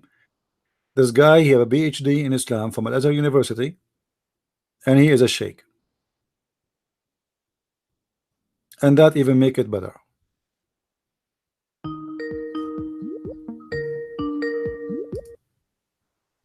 Hello? Hello. Yes, Hello. my friend, how are you? Yeah. Hello, CP. I was watching your content, but my question is a little off the topic. I've heard that banking interest is haram in Islam. Is that true? Well, interest is, Muhammad is trying to follow the Jews in many things, and interest is one of them, supposedly. But the Muslims, you see, what the Muslims they do. As an example, they say adultery is haram, right? Yes. But they allow to do called like a travel marriage, or a tourism marriage, or a student marriage. But this is adultery because you are marrying a woman for like a few weeks. You are a tourist going to Turkey. You don't want to stay alone. Mm. So what do? You marry and you call it tourist marriage. What does that mean? You go to a woman, you say, I am a tourist. I'm going to stay here for 2 weeks. I need a woman. I don't want to commit sin. A'udhu billah, a'udhu billah. I will pay you. Do you marry me for 2 weeks? And supposedly this is halal. So the Muslims, they always say something and they do something else. So they say that interest is not halal in Islam. But what they do other things. They name it different names. As an example, the what it's called, uh, Riba. the no the riba is the interest. They say the benefit of trade, the break of trade, the Mm. the win of trade. So the banks, they just give it different name Mm. to make it legal. It is the interest, but they give it Means different name. they also give and take interest, but theoretically they shouldn't. No, no, no. I mean, if this is a bank will go by Islamic law, all what they do, Mm. they just change the name of the interest. They don't call it Uh, interest no more. You know what I mean? uh, Yeah, yes. Yes. like the dividend. They call, many names. There's tons of names. So they just change the name of it, and then it's became halal. Just don't call it riba. Don't call it interest of borrowing money. As long as it's not an interest, it is halal. So just change the name. And this is what the Okay, but Muslims why do. did Muhammad not permit interest? I mean, Muslims can do anything, but why did Muhammad not permit Because he interest? was trying to copy the Jews. So I think Jews take interest, but The Jews don't take interest not because they are following their book, because they are not. You see, the Jews who did the business of interest is not the religious Jews, is the one who don't care, hmm, and this is why actually the banks was controlled by the Jews for a long time, because during the time the Catholic Church was in control, they forbid the Christians from doing any kind of business with interest. The first one who started the bank, it was a Jew who put a bank in the street. This is the bank. It's just a chair, table in the hmm, street, and people they come and they borrow money from him. And because he was not a Christian, so he is not practicing against the law, because simply this was not allowed only for the Christians to do so. This is why uh, the major banks in the world are established early by the Jews, because the Jews, they got the opportunity of a job. Nobody can be in competition with them except them. It's like, if you go to Las Vegas, you will see many of the casinos owned by American Indian. hmm, Why? Because American Indian, they are people who they are native, and the government in USA, they decide to give them an exception so they don't pay tax. And because of hmm, that, they have, I mean, a casino business for them is very nice business because they pay no tax. So all what they need to yeah, do, they go like if you are a businessman, you want to open a casino, you go to an Indian man, you say we want to register this in your name, and you borrow the money from me supposedly, and you open a casino, and you give me etc. from hmm, the money you make. So uh, uh, always there is a reason for those things. However, Muhammad is just a person who copy He is not. He is a follower. He himself is a follower. He is not a founder. Muhammad, he Well, apart from followed this, what the, else did he copy? Huh? he copied everything. I mean, name one thing for me in From Islam. Judaism, what else did he copy from Judaism? As an example, did you see the Muslim when they do Hajj? After they do Yes, Hajj, they wear a hat, correct? Small hat in their head. yes, But this is a yeah, Jewish yes, hat. Don't you see the Jews, the Jewish hat, the small one in their head? yes, yes, Yeah, yes, this is a Jewish hat. yes. Where Muhammad he got circumcision from? From the Jews. Muhammad never circumcised. Never, never. He's not circumcised. Well, And how do you prove that? there's a books of history, and the Quran says, "Mutahhiruka." Allah Himself He circumcised him. Why Muhammad don't need to be circumcised? Because supposedly Allah, He is the one who did circumcision for him. You know, Uh, yes. even baptism is exist in the Quran. Baptism, you see, everything in the Quran is coming from somewhere. Muhammad is a follower. He is not a founder. The only thing he found is verses about him, about his sexuality, about his money. But most of the other rules is coming from others, either the pagan Arab or the Jews or the false cult Christians, like the Nasara, etc. Everything Muhammad he have is from, so where Muhammad got the black stone? From the pagan Arab. Where he got the Kaaba? From the pagan Arab. Where he got Safa and Marwa? From the pagan Arab. Where he got the house of the Shaitan? From the pagan Arab. Everything he have. Where he got the ablution? From the Sabian. Where he got Ramadan? I've From the heard he's also Sabian. copied funeral prayer from Jews.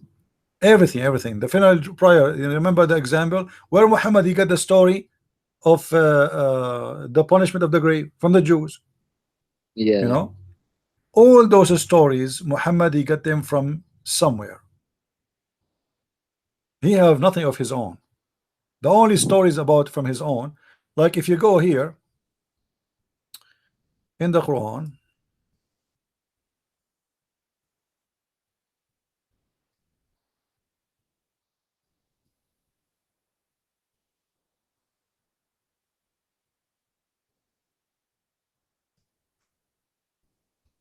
the Quran speak about something maybe many of you do not know. In chapter 2 verse 138, what does that mean? What is this verse saying? They ask Muhammad, how come the Sabians they do baptism? The Sabian, by the way, they do baptism. Why the Sabian they do baptism? The Sabian they learned that from John the Baptist. They claim that they are following John the Baptist. Okay. If you read with me, guys, do you see what it says? The baptism of Allah, you see here between two brackets, does not exist in the Quran. This is false. This is The into baptism translation. of Allah. The baptism of Allah, and who can baptize better than Allah? Like what the heck? But Muhammad don't have baptism. Yeah. So what's happening here? How Allah do baptism? And did Muhammad do baptism? I Never. don't know. So what Muhammad he claimed when they ask him, how come you are a Sabian but you don't practice the baptism of the Sabian? He said the baptism of Allah is better than their baptism. And there is a reason for Hmm. this. You see, the Sabian they live next to the river of the Euphrates and Dijla. They have a lot of water. Muhammad is a person who live in the desert. If you want to do baptism to a follower, where he would do baptism to him? The water they have is hardly enough to drink. Hmm. They don't have a lake. They don't have a river. They don't have a dam. There's no water. So he cannot do baptism. But yet he did not deny that he is a person who believe in baptism. Do you notice? What he Yes, claimed yes, yes. that when somebody say Shahada, Allah baptize him in heaven. Hmm. So the baptism of Allah is the best baptism. I don't do baptism, Allah do baptism. But yet if we Water ask the shortage. Muslim, yeah, if we ask the Muslim where what the word baptism mean anyway, any Muslim can tell us? Baptism in the name of whom? You see, in the Arabic language, it says sabaga, sabaga, which mean color, color. Sabaga, it's Hmm. color. Okay, if we say color here, for sure it doesn't mean that he color you with the color. This is the word is used exactly by the Sabian for baptism. This is the term. You see, the Christian don't use this. The Christian, they in Arabic we say ammada, ammada, which means straight out, straight things out. Ammada. We don't say sabaga. Sabaga is something the Sabian they say about what they call baptism. Christian don't use that word. So Muhammad is obviously is not copying the Christian baptism here. Is talking about the Sabian baptism, for this is their terms and this is their speech. They do sibaga. They color you by the color of God. Muhammad is a founder of nothing. Allah is a name exist before him. So All the prophets names he how was mentioned, Muhammad so successful in the beginning? he How was did he not convince everyone? he was not successful in anything, my friend. Muhammad, he said, if only 10 Jews believe in me, if only I wish all the Jews will believe. He could not convince 10 Jews. You see, So then he the became a one, let warlord me let and me ask you, let me ask you, do you know who is started the killing first? spree. Do you know who is the one who followed Muhammad in the beginning according to Islam? Uh, the first follower, I think it was Fatima. No, the first followers is the outlaw, the robbers. Robbers. Yes, let me show you.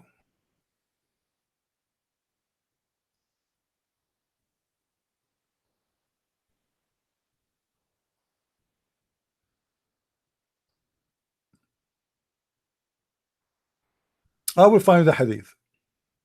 However, the Islamic books prove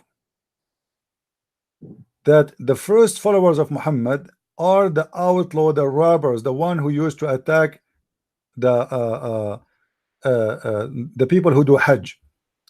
Let me see. Hold on, I will find it. No problem. Uh,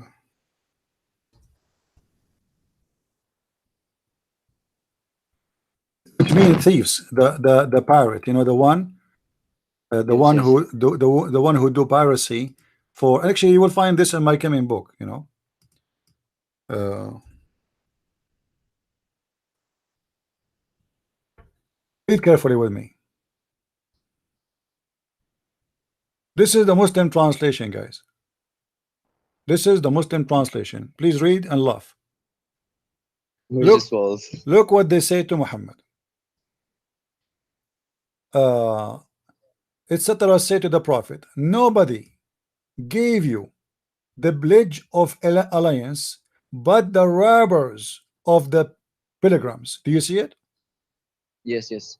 I.e., those who used to rob the pilgrims. Do you see it? Yes, of course I see. So who is the follower of Muhammad?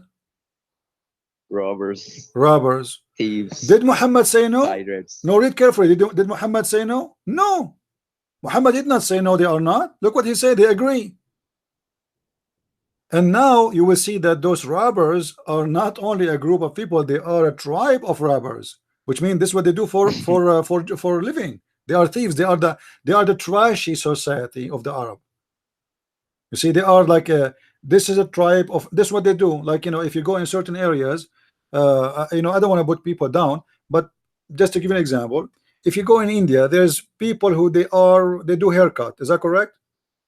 Like Yes. the whole tribe do haircut, the whole tribe do dishes, the whole tribe they do Hmm. cooper work, the whole tribe they do farming, the whole tribe. So here a tribe who do nothing, they don't do anything for living except attacking and robbing. Yeah. And look what the story is saying. The guy, he said to him, nobody give you a pledge of allegiance but the robbers of the pilgrims, i.e. those who rob the pilgrims. from the tribes of Islam, Ghafir, etc., etc. And then Ibn Abi Yaqub, this guy, the reporter says, the Prophet said, don't you think the tribe of Islam and Ghafir and Muzayna are and also perhaps Juhayna are better? He just said they are robbers. He just told him that, you know. So Muhammad, he says, don't you Yeah. think they are better? Why they are better? Because they follow him. He didn't say they are not robbers. He didn't say to him, and look what this guy said to him, nobody gave you, nobody except the robbers. Muhammad did not say you are a liar. That's not true. They are good people. He says, but don't you think they are better than the other tribes? Which means he agreed that yes, they are criminals, but for him, they are better than the other one. Imagine, he said, they are better than Bani Tamim. Bani Tamim are very well-known tribe of the Arab, famous one. Hmm. Bani Amir, Bani Asad, Bani Ghatafan, all those the big names of the tribes. Muhammad, he said they are better than them. Why they are better than them? Because those the tribe of the first, They follow him. they follow Muhammad, and the tribe of the good ones, they did not follow Muhammad. So suddenly the good one became bad. So those are bad, the one in blue. Why they are bad? But they are not robbers. Those are honorable people. Those are the tribe of the robbers. Why they are better? And and Muhammad himself used to rob caravans, right? And this is why they join him, my friend, because they found it an opportunity. He agree, they agree with his life of style, and he agree with their life of style. You know, Mm. so it's an opportunity. Now we can attack, and we are not thieves. We are Muslims. You know what I mean? We can attack, we can steal, we can rape, we can take women, but now we are good. We are following a prophet. It's not, we are not a bunch of gang anymore. We are good ones. If you wanna imagine Muhammad, imagine the pirate of the Caribbean in the ship, Mhm. and Muhammad is captain. What his name? Jack Sparrow. uh, Jack Sparrow. Yeah, that is Muhammad. He is Jack Sparrow with the golden teeth, and he have a long hair, as the Muslim they describe him. He take a shower once a year. He is full of lies, and he have no dignity. He promised something, he do something, he make an oath, he break it tomorrow. He make a promise, he don't care for the promise. That is Muhammad. His followers are nothing but a bunch of thieves. And imagine this is written in their books. Okay, hold on. What do you expect the Muslim to say after we show them this hadith? What do you think? What they will say? It's out of context. No, they That's will the best say they response they no, have. no, it's weak. Come on, you forgot? Uh, Come on, man. it's weak, yeah. You know better.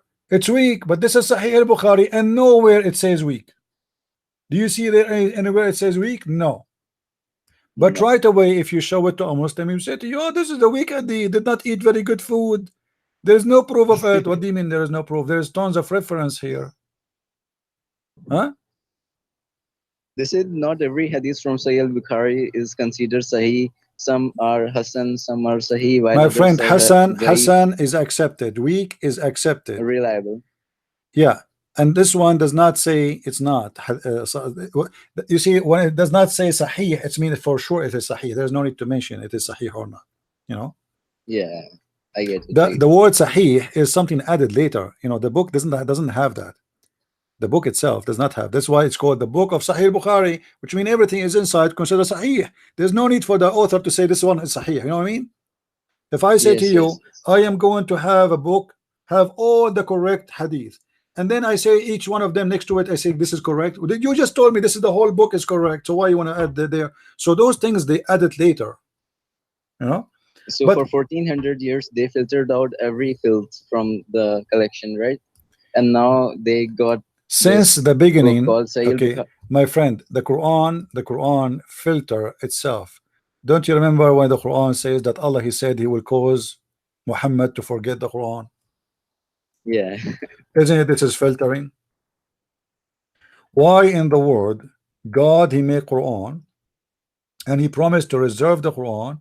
Then he promised to make you forget the Quran. So why you send the Quran if you want us to forget the Quran?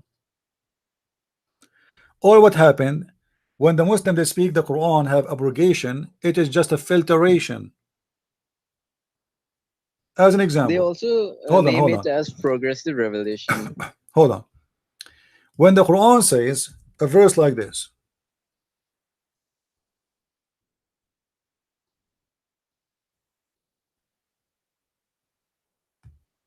about the punishment of murder, chapter 2, verse 178, it says here, "Oh, who you believe in the law of equality is prescribed to you in the case of murder, that free for the free, slave for the slave, women for the women." How in the hell somebody claim to be a prophet and he says such a stupid thing? So if I am a free, I kill a free, I will be killed. If I am a free, I kill a slave, you kill my slave. If I am a man, you kill my women, I kill your women, you kill my women. That is not justice, this is a stupidity. And if you ask the Muslims, is this verse is practiced now? They will say no, it's abrogated. What does that mean? It's So why is it filtered. even in the Quran? It is filtered. It's filtered. Muhammad, he noticed later that the people are laughing at him about this stupid verse. So what he decided to do? He decided to abrogate the verse, to fix it. This is what abrogation in Islam mean. Otherwise, Allah, he made a judgment about in the case of murder. I mean, do you need to change it later? Why? Hmm. How we can approve a punishment for murder 2 weeks before and then we change it 2 weeks after? That's mean Muhammad, he found that this is a stupid and people they start laughing at him. So he said to himself, okay, I'll receive a better verse from this. This is why the verse in the Quran here says that any of our verses we abrogate or cause to be forgotten, but we substitute something better or similar. How in the world God he makes something better than his Quran? Allah make Quran better than his Quran? And if you want to make similar, what? How is stupid to say similar? Because similar, there's no need to destroy the first one. Then it's similar. Yeah, of course. Imagine I break your TV. I take your TV, I throw it. You have a Sony TV, huh? 40-inch. Hmm. I take it, throw it from the window. You say, why you did that? He said, I'm going to bring you similar TV, Sony 40-inch. Why you want to do that then? If you are going to bring me 46-inch, you will bring me 55-inch. Okay, no problem. But you want to bring me something similar? So what the point? So why did you even break it? Because simply Muhammad trying to get rid of embarrassing verses. Where we can find the verses of women suckling of an adult? We cannot find it. Breastfeeding. Yeah, Sunan Ibn Majah, I guess. yeah, but we cannot find it in the Quran. This is a verse in the Quran. Yeah. So the Quran have verses of suckling for a man 10 times, and we have verses abrogate the first verses of 10 times to 5 times. But now we cannot find the 10 time, we can't find the 5 time. Yeah, they're all Why? gone. Because somebody did filtering for the Quran to make it look better. Because this is very embarrassing. A Muslim woman, she is going to give her breast to a guy, and he is going to 10 time. And the funny, Allah, you see, the Quran says Allah will cause us to forget the verses, but obviously we did not, because here we go, we're talking about it, and the Muslim they talk about it. You know what I mean? Yes. When he say we abrogate them, but we know them. When he say we cause you to forget them, but we remember them.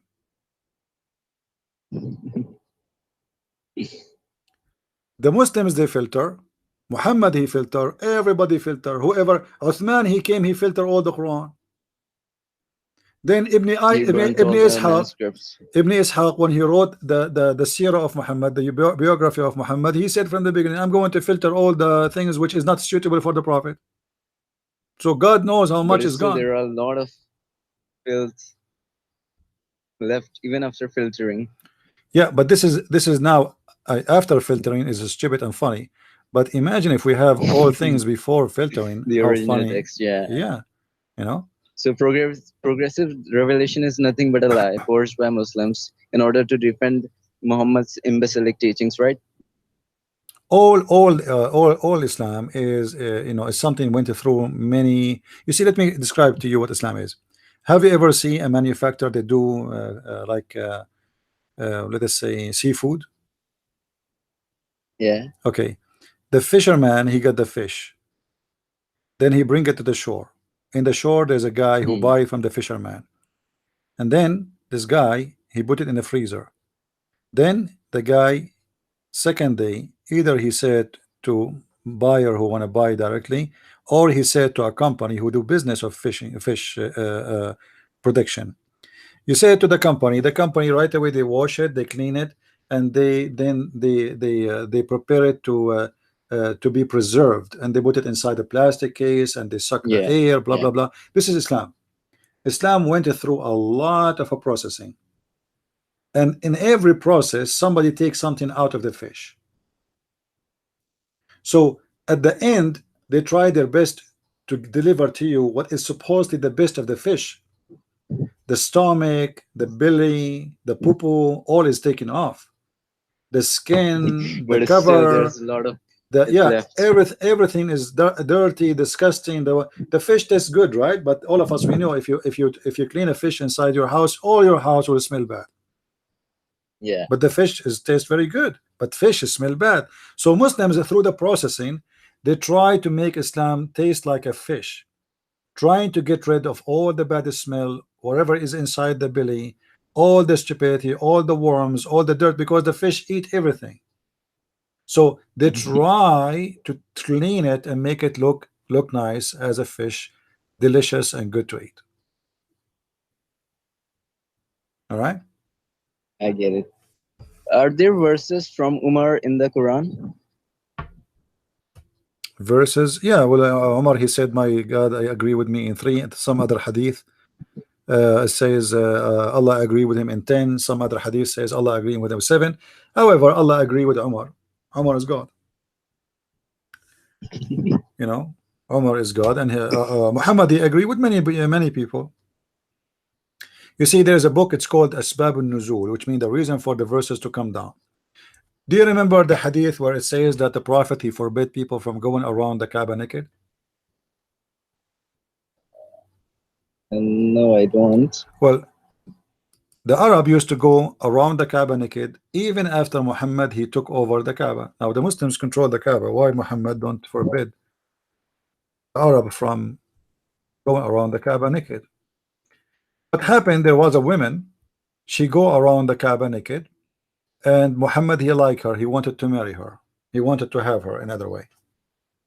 When she walked naked, she was singing, "This is what is exposed of it, and I made lawful none of it," which mean, yes, I'm walking naked, but I don't want any man to sleep with me. All right. So she is Yeah. walking totally naked, having no clothes, and Muhammad, he was watching the scene. He liked it. All right. So he wanted to have her, but now how he can have a woman? She is going to walk naked next year and the year after and the year after. You know, she do that every Yeah. year. She is good looking. She's beautiful. So Muhammad wanna have her. Muhammad, he did not forbid people walking naked around the Kaaba all the time. Muhammad never spoke against walking around the Kaaba naked all the time he claimed to be a prophet. You will not find anywhere in the Quran Muhammad saying, "Why you walk naked?" Shouldn't we find a verse in the Quran speaking about such a shameful behavior? Of course. Do you know, guys, what I mean? People in the chat, do you know what I mean? Imagine if we let us compare a story about the temple of God in Christianity and the temple of God in Islam. The Kaaba is the most holy place for the Muslims. The temple is a holy place for the Jews. Jesus, when he saw people buying and selling in the Kaaba, in the temple, what he did? He went inside the temple and He he flipped their overthrew the tables. He kicked tables. them out just for buying and selling. There, nobody is going naked. Nobody is going naked. Muhammad, he spent most of his life, 60 years of his life. He brought all the Quran. Allah sent him all the verses in the Quran, and never mentioned once not to go around the Kaaba naked. Any Muslim can He explain to was us? obsessed with sex. Huh? Much of his life went into sex. No, no, but I'm saying, why Muhammad never mentioned something against this all his life? What He is, was not a prophet. why Allah don't see it? There's a guy, his name is Ahmed Ma, wanna debate me? Ahmed, are you there? Who is the Muslim wanna call me? Hang up, please, my friend. Let us see if a Okay, Muslim wanna call. thank you. Okay, thank you, my friend. Thank you for calling. Who is the Muslim trying to call? Who is the Muslim? Like, there's somebody wanna call? Ahmed Ma, how are you, Ahmed Ma? Are you of those who go around the Kaaba naked, or you wear something? Until now, actually, the Muslims, they were around the Kaaba wearing no clothes, no clothes.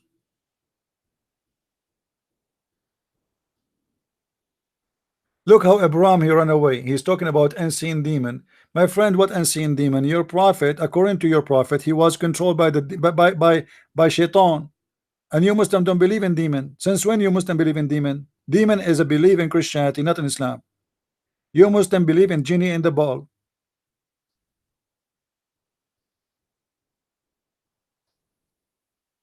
Do we have any Muslim wanna call?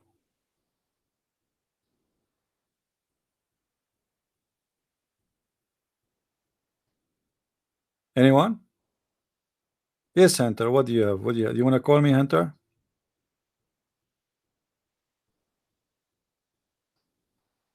Don't tell me you are asking if you can go and do a naked walk around the Kaaba now.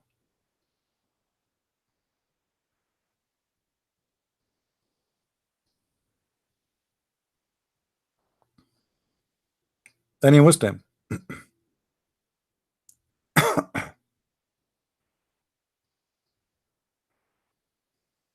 DK Dawa, I will call you, my friend. Give me your name in Skype. I will call you. Hey, Mustafa.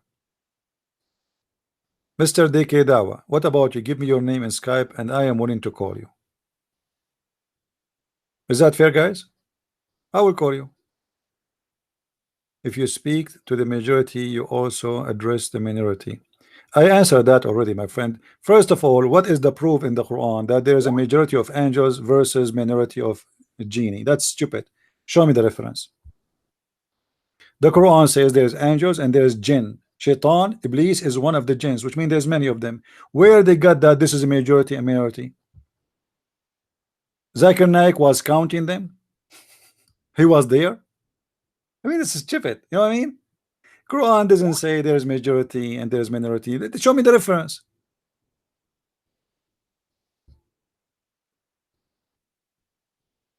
Show me the reference. Same time, when the Quran speak always to men in the Quran, the Muslim will ask them why Islam allowed you to marry more than one wife. You say because there's more women than men. So why Allah don't speak to the majority as females? Why the Quran speak always to men when the majority are females? You know what I mean? Are you getting my point, Hunter? Who is the majority according to Muslims in the society? Women. So why Allah in the Quran keeps saying speaking to the believers as men? Shouldn't he speak to them as females because the majority are females? Even in the heaven, the majority are females, but yet still Allah in the Quran speak to the majority, speak to the people of heaven as male. That's why he promised them virgin who have nobody touch their private part. The logic of Muslims not only weak, cannot stand in its feet. Cannot stand.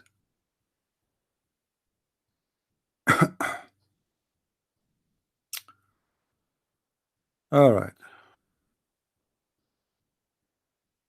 Yeah, this member, he is a kid. He's sending me a video, stupid video. Do we have any Muslim wanna give me a call? Who is a Muslim wanna call?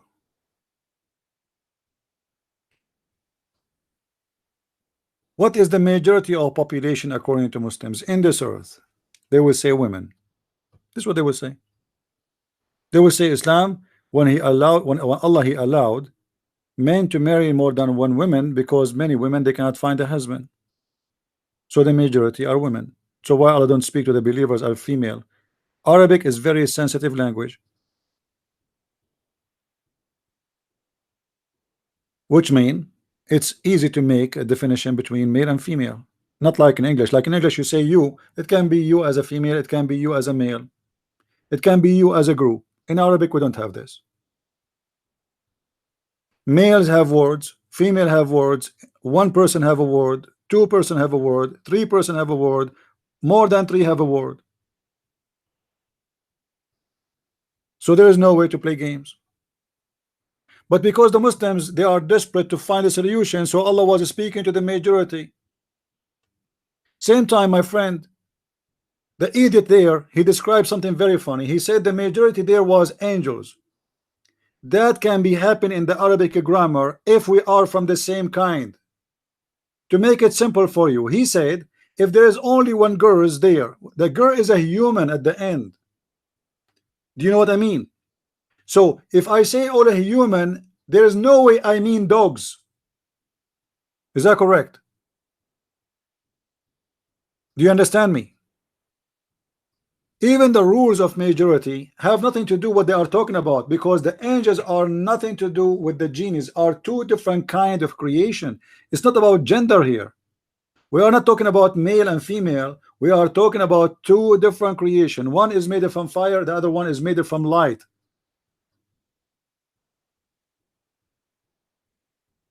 We are not talking about male and female. So the rule he is talking about is a stupid rule, have nothing to do with our topic. It's only about male and female. Was the genie a female angel?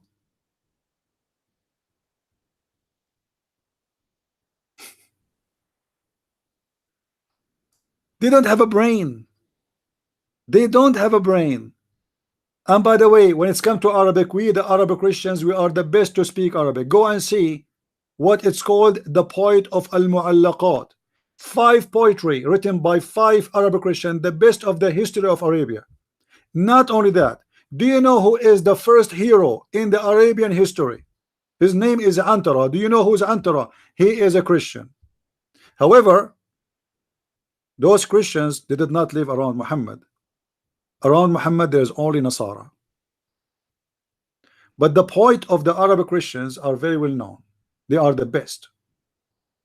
Even Muhammad, when he suspect about himself being a prophet, Allah said to him, go and ask the Christians and the Jews. So the Muslims cannot teach us Arabic. The best of Arabic writing in the world are Christians. The best of the poetry in the world in the old ages and today are Arabic Christians. Go right now and search for Salim al-Khoury as an example. Just for him. Look.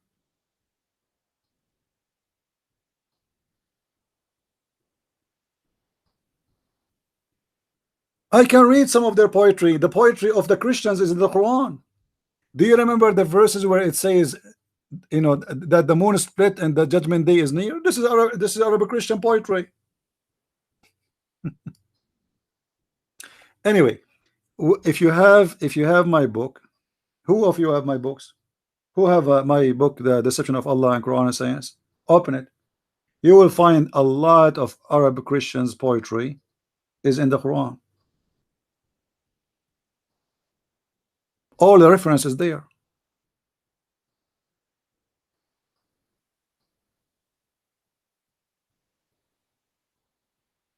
This book have nothing of itself. This is just a fraud.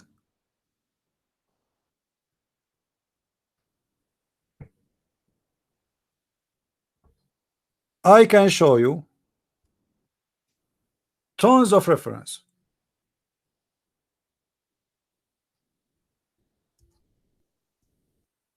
about Muhammad stealing verses, teaching, all it's you know, he stole it simply from either the Bible, the Old Testament, the New Testament, you name it.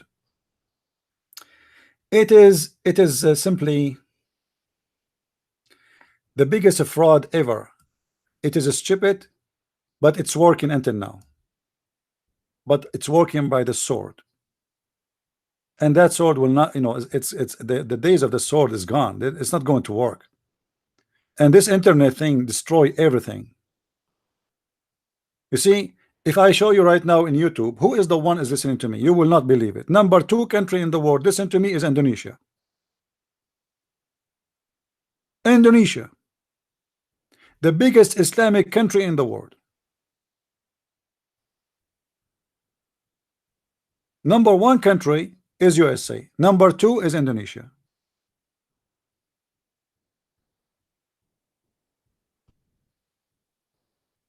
Old days is over.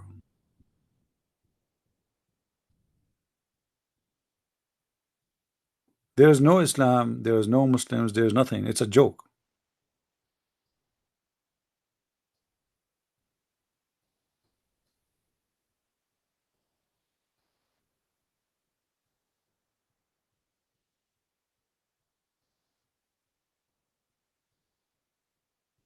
Do we have any Muslim would like to call us? Somebody's asking me about the Muslim. A Muslim said to him, well, you know what, do you know that Islam encourage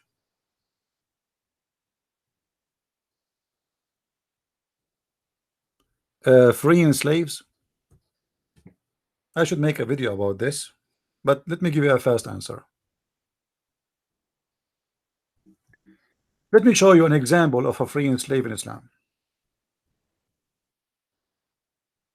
Did really Islam free slaves as a reward, or it is a penalty? Read carefully with me. Chapter 4, verse number 92.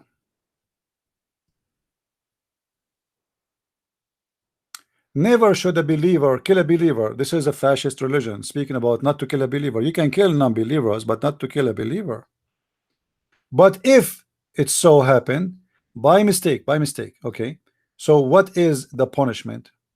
If one so killed a believer, it is ordained that he should free a believing slave. Hold on. Guys, do you see what it says there? You free who? You free a believing slave. What that will confirm to us? Anyone notice what that confirmed to us? That confirm that the Muslims are allowed not only to own slaves, even to own Muslim slaves. Question: what kind of religion allowing you to own a believing slave? And here, why I need to be punished for killing by freeing a slave? This is the punishment now. This is not a reward. You see, many naive people, they see the positive side of it, that okay, we free a slave. The fact this is not like a reward for the slave. This is a penalty for the one who did the killing. Are you getting the point? So Muhammad is making the because this is very painful for those Arab. They love to own slaves. So when you say to them, I'm going to take your slave from you, it's like you did, Muhammad don't want to kill them because he need fighters. He cannot kill them. Those are the one who will fight for him. So now he want to make extreme penalty. What is the extreme penalty? I'm going to make you free a slave. But they want to say, please, don't free my slave. I need my slave. Don't free my. No. Okay, you do that again. You do this. I'm going to free a slave. I will take one of your slaves. So this is not a reward for the slave. This was a penalty for the Muslims.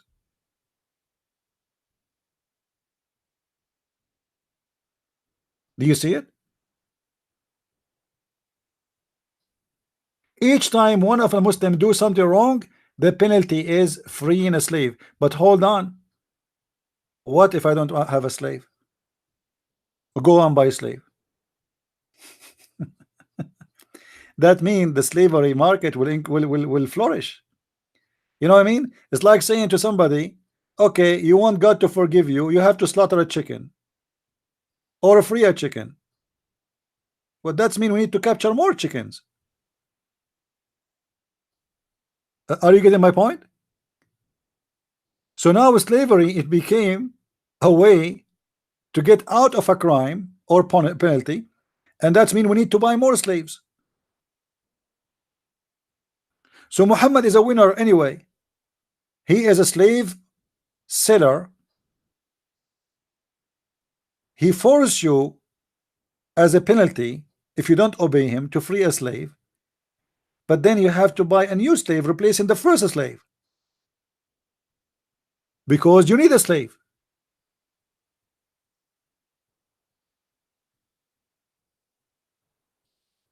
Guys, look at this. Muhammad was born in a slave society. Hold on. Muhammad, the Muslim, they say to us, Muhammad was born in a very, very poor family. How he is a poor, born from a poor family, which means they never have slaves. Suddenly he became a slave owner. So if slavery was exist before Muhammad, and you Muslim lie to us saying Muhammad came to free a human being from slavery, he did not free anyone from slavery. He owned slaves. I will give you an example. There's a guy, his name is Bilal. He's very famous. The Muslim, they say Bilal will go to heaven. The first one who say Allahu Akbar. The guy Muhammad died, and Bilal is still as a slave. Bilal, he went to Abu Bakr. He said, if you bought me for the sake of Allah, will you free me for the sake of Allah? If you bought me for yourself, keep me for yourself. Muhammad did not even free Bilal. This man, he served him as a slave all his life. Muhammad died, did not free the man. If Bilal don't deserve to be freed, who deserve? You know what I mean? This guy, he protect him. He is a bodyguard. He is the one who carry anything he want. He is his servant. He is the one who bring him stones to clean his ass. He is the one who collect money from the people when Muhammad, he forced them to pay money. He is everything. And then Bilal, he did not get his freedom. After all those years of service, Muhammad died, and is still Bilal slave.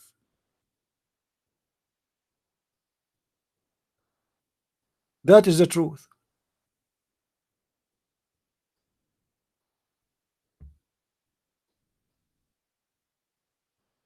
Do you remember the story of Zahir? When Muhammad, he came from the back of a gay, and he hold him from his back, and he says, who buy this slave from me? Muhammad was not joking. This is what he used to do.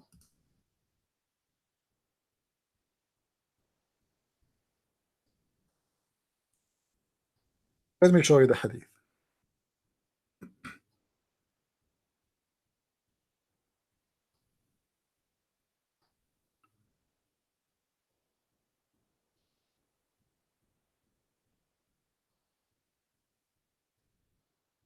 Hmm.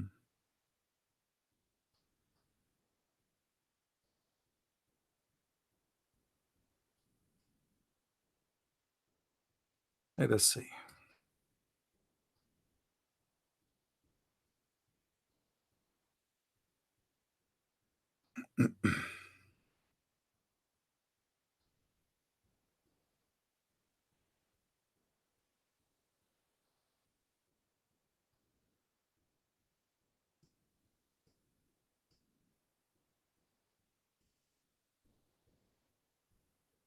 I cannot find it in English. Too bad.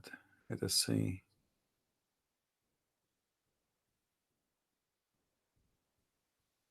Yeah, I cannot find it in English. Sorry. Anyway, Islam is a very stupid, weak religion. Cannot stand for itself. A prophet who taught his followers that even you can use the name of God in vain. You can take a false oath. The Muslim, they will say to you, oh, you know what? Sometimes you take an oath for your wife, says, I swear I will not be late.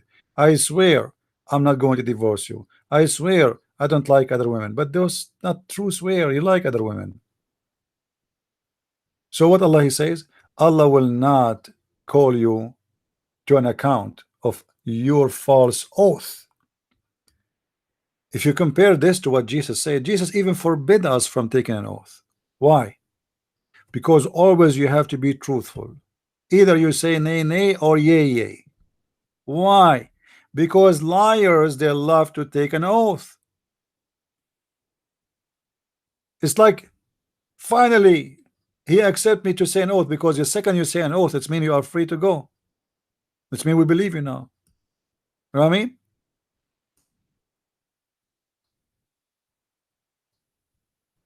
In the other side, we have Muhammad, who is telling his followers, you can take a false oath. It's not required for you to be truthful in your oath. You want to say to me, this is an oath you give to your wife, Who in the world, what kind of God he teach his followers that you can lie to your wife, taking false oath, using the name of God in vain? Is your God is a joke? The Muslim, they say we respect God. Well, you are taking oath. Obviously you are not respecting your God, and you are not taking your God seriously.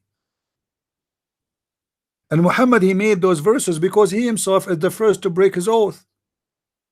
He made the promises to his wives about not to do things, and then second day he break his oath.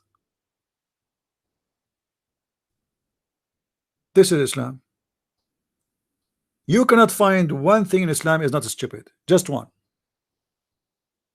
It's impossible.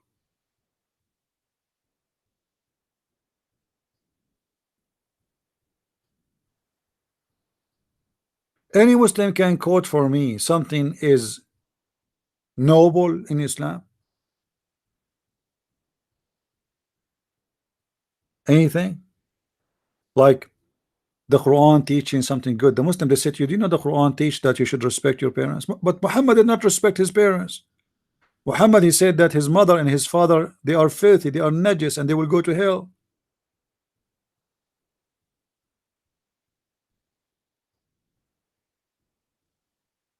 You see, it's very easy to say things. I can make a speech to you about morality, but doesn't mean I am a good person who have morality. Speech is talk is cheap. And Muhammad, he have nothing but talk. But even his talk have no morality. A prophet, he said to himself that Allah told me any woman she want to sleep with me, it's a privilege only to me. This is morality. A prophet, he told his followers you can marry only 4 wives according to Muslims. But Muhammad, he have unlimited license. Why? Oh, because he's a prophet. Prophet is above the law. Since when? Prophet, he break the law, or he obeyed the law? Oh, Allah, he made a special law, one for the Muslims and one for Muhammad, because Muhammad is above Islam. Why, if a Muslim he have 5 wives, he will be killed, and Muhammad he have, according to Muslims, 13, and nobody dare to question. Nobody dare to question. Who dare? It's a gang leader.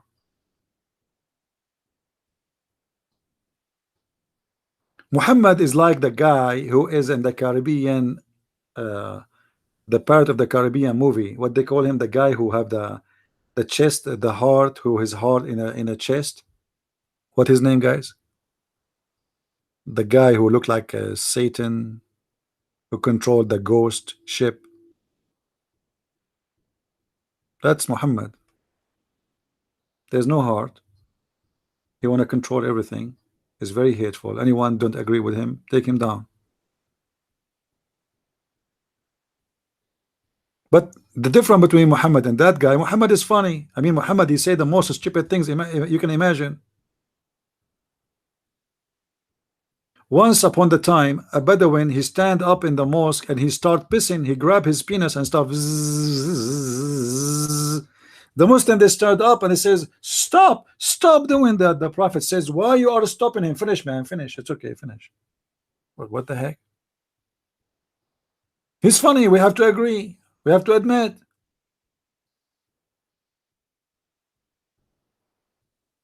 He is a prophet who believed that the Kaaba is the holy house of Allah, who believe that the house of Allah is holy, but you can piss in the middle of the mosque and he will not stop you.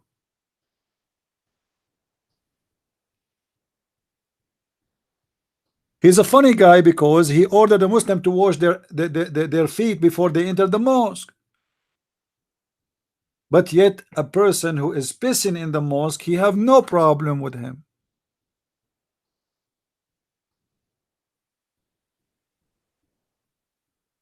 Even the hadith says that dogs used to piss in the mosque. You believe it?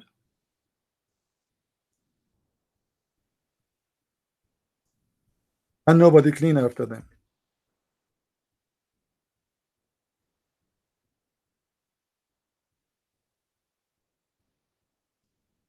Liar?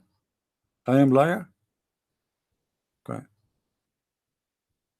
Let us see.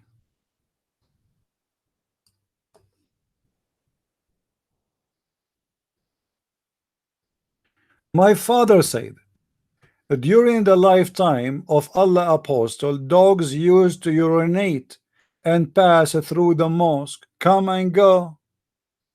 Nevertheless, they never used to sprinkle water on it. The urine of the dog. Do you see it? Do you see it? Dogs, they come and go, and what they do, what the dogs doing? You know what dogs do, right? They lift their leg and they piss everywhere. My father said,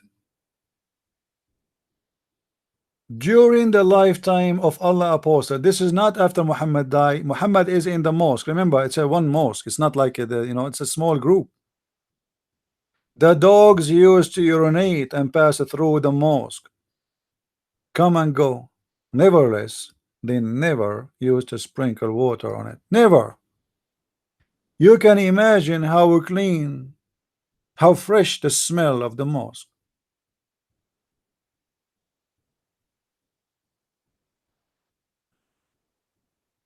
Do you see? Dogs, they go in and piss, and nobody clean. So what happened? What happened to the piss? They stay there. And why nobody clean? Because what a big deal. I mean, everybody smell bad anyway.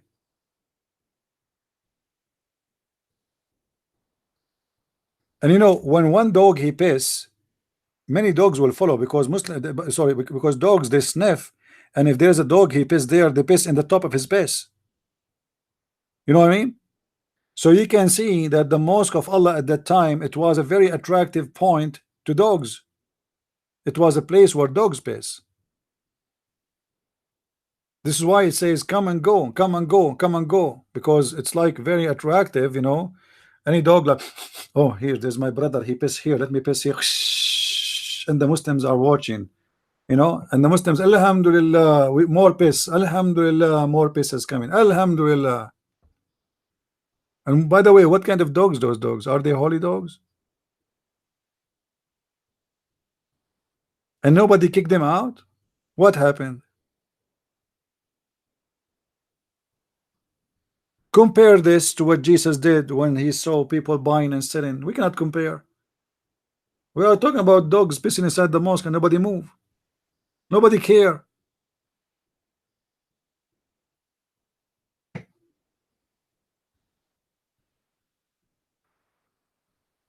This is why remember I told you that the one who joined Muhammad are criminals. They are pirate. They are thieves. And this is why nobody want to clean. They themselves, they are criminals. Those people, they take a shower once every 2 years. If they take a shower. So dog's piss doesn't, I mean, so what a big deal. There's no way a person who have any kind of a clean in his life, any kind of manner, he will accept that the dog will piss where he pray. Not a place where he live necessarily. I mean, place where you pray is more important too, because this is not only a house, this is the house of God.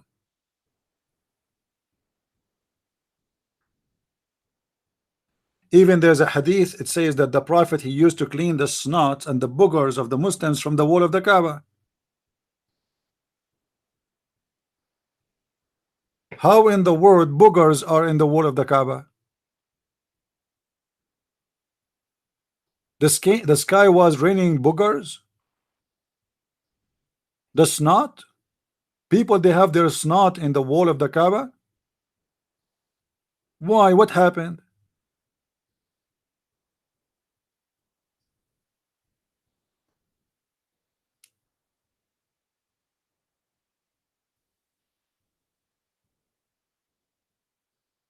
Anyone knows what the snot is? Who do not know what the snot?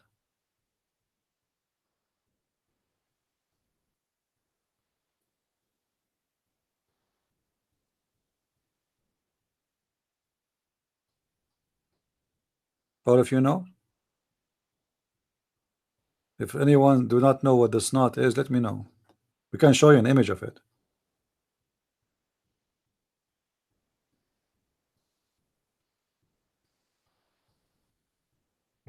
Do we have any Abdul?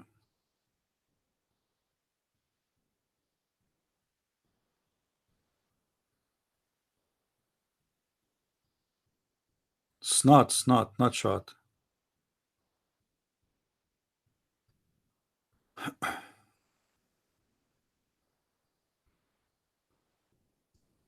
What don't? Well, there's, trust me, at that time, look like, okay, if you are a Muslim at that time and you are going around the Kaaba and you see and you want to take a selfie with the Kaaba, what is going to appear with your selfie? A snot.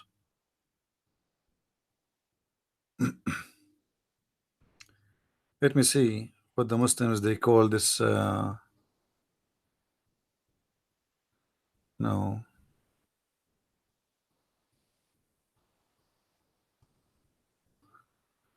I'm not sure what the word they use it.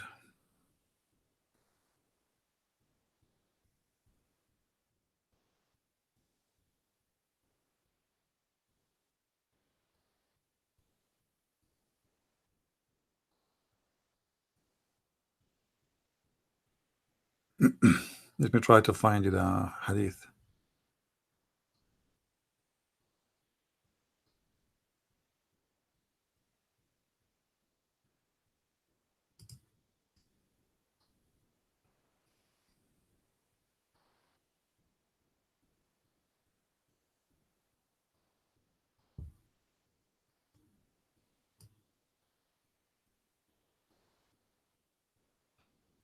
Let us see. Can't find it.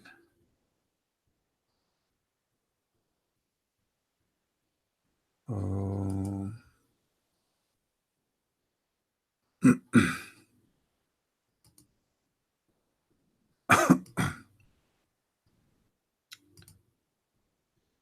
Okay, let's see here.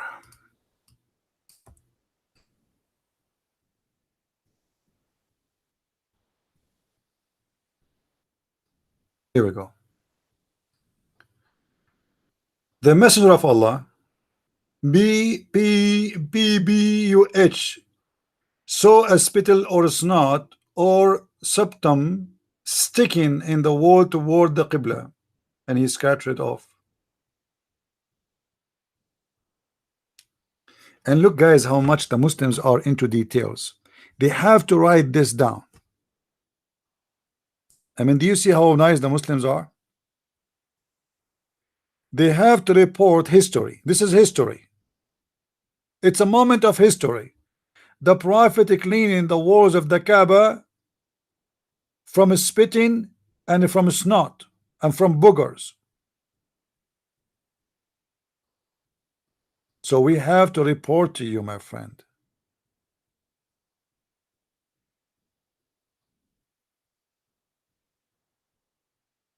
You see it? Look how many hadith, look how many stories. Look like there was a lot of snot at that time.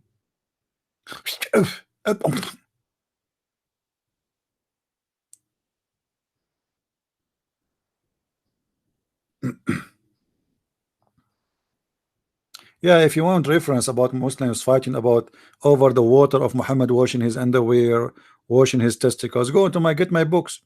Go to Amazon, get my books, search for Christian Prince, you will find list of my books, get them. Full of reference. I never say anything without proving myself. Never, never. All my books come with reference. Actually, my books is nothing but reference.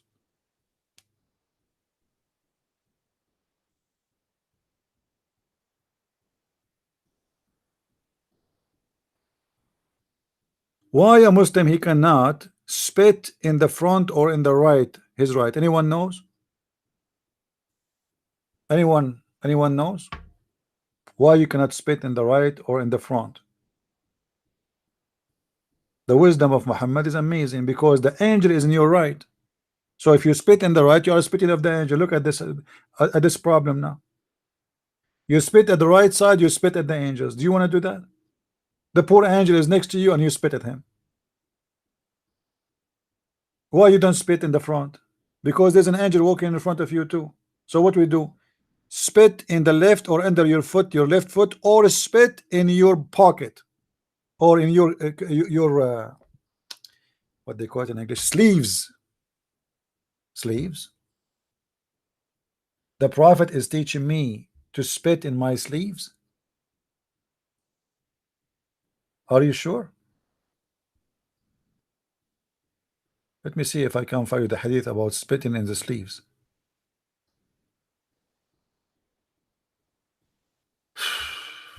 What a religion, man. What a religion.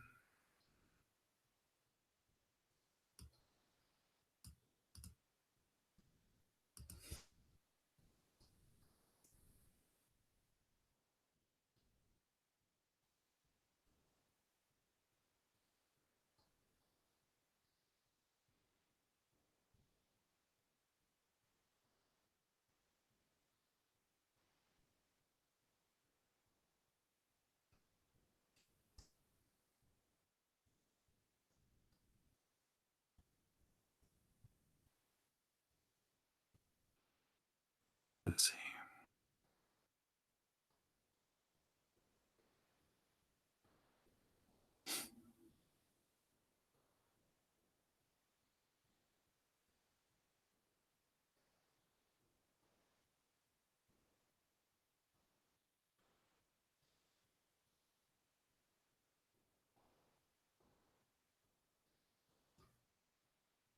You can spit in your sleeves? Oh boy.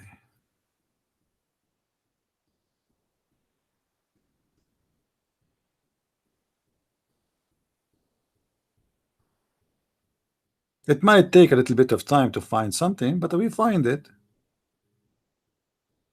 right?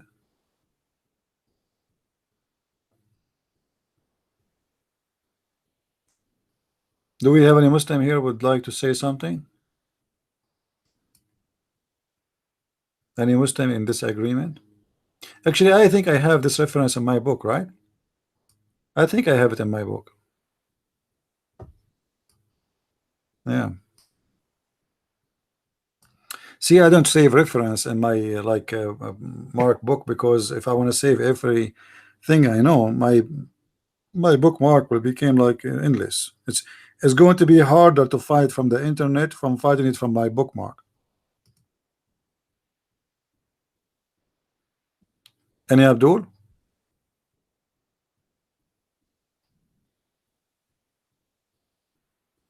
All right. Look like today there is no Muslims, and already it is 7:22 here. So I think for today we are enough. Yes, Skype is open, my friend, but no Muslim is calling. Guys, take a note, please. This coming Saturday, we have a debate between me and Dr. Imam Ruhi. He is from Al Azhar University. He's a doctor. He have a PhD. So we will have a debate. He debated me last week, this Saturday, and it was horrible. Obviously, Christian Prince, he lost. So this guy is coming again because he want to beat me again. So get ready for the coming Saturday at 4:30. And you know, I know that we as a Christian we will lose a debate for sure, as usual, and it's going to be very horrible. I hope the Muslim will not record me and post the debate everywhere. I hope so, you know. And me myself, from now until then, I will eat beef and shish kebab, vitamin A and B and D, and I will get ready for the debate, because maybe I can little bit defend, because we are weak, we Christians. Anyone remember how Muhammad he made his debate with the Christians? Who remember before we go? Who remember how Muhammad he have a debate with the Christians? Anyone remember? How Muslims did debate? I mean, this guy, the debate we are debating with the Muslims is not Islamic debate. It's not halal debate. The Muslim debate is as the following in the Quran. When a bunch of Christians they came to Muhammad, they came to him supposedly from Ethiopia, and they said to him, "Let us debate." Muhammad, he cannot debate. What debate? Those are monks. They will make him shish kebab in a second. You know. So Muhammad, he come with a solution. Chapter 3, verse number 61. Look what he said. If any dispute in this matter with thee, what matter is about Jesus. Now after all, for the fall of knowledge has come to thee, say, look what Muhammad say. Come, okay, come. Let us gather together, our sons and your sons, our women and your women, our slaves, ourselves and yourself. Then let us earnestly pray and invoke the Allah curse of those who lie. Like, what the heck? This is a debate.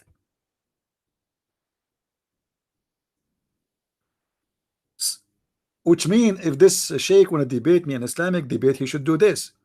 He come and he says to me, okay, give me my turn.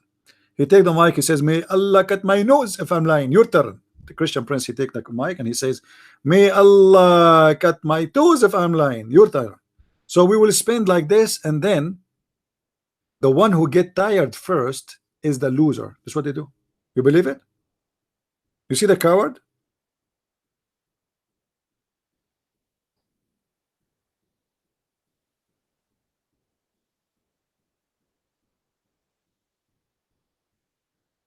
This is how you can debate.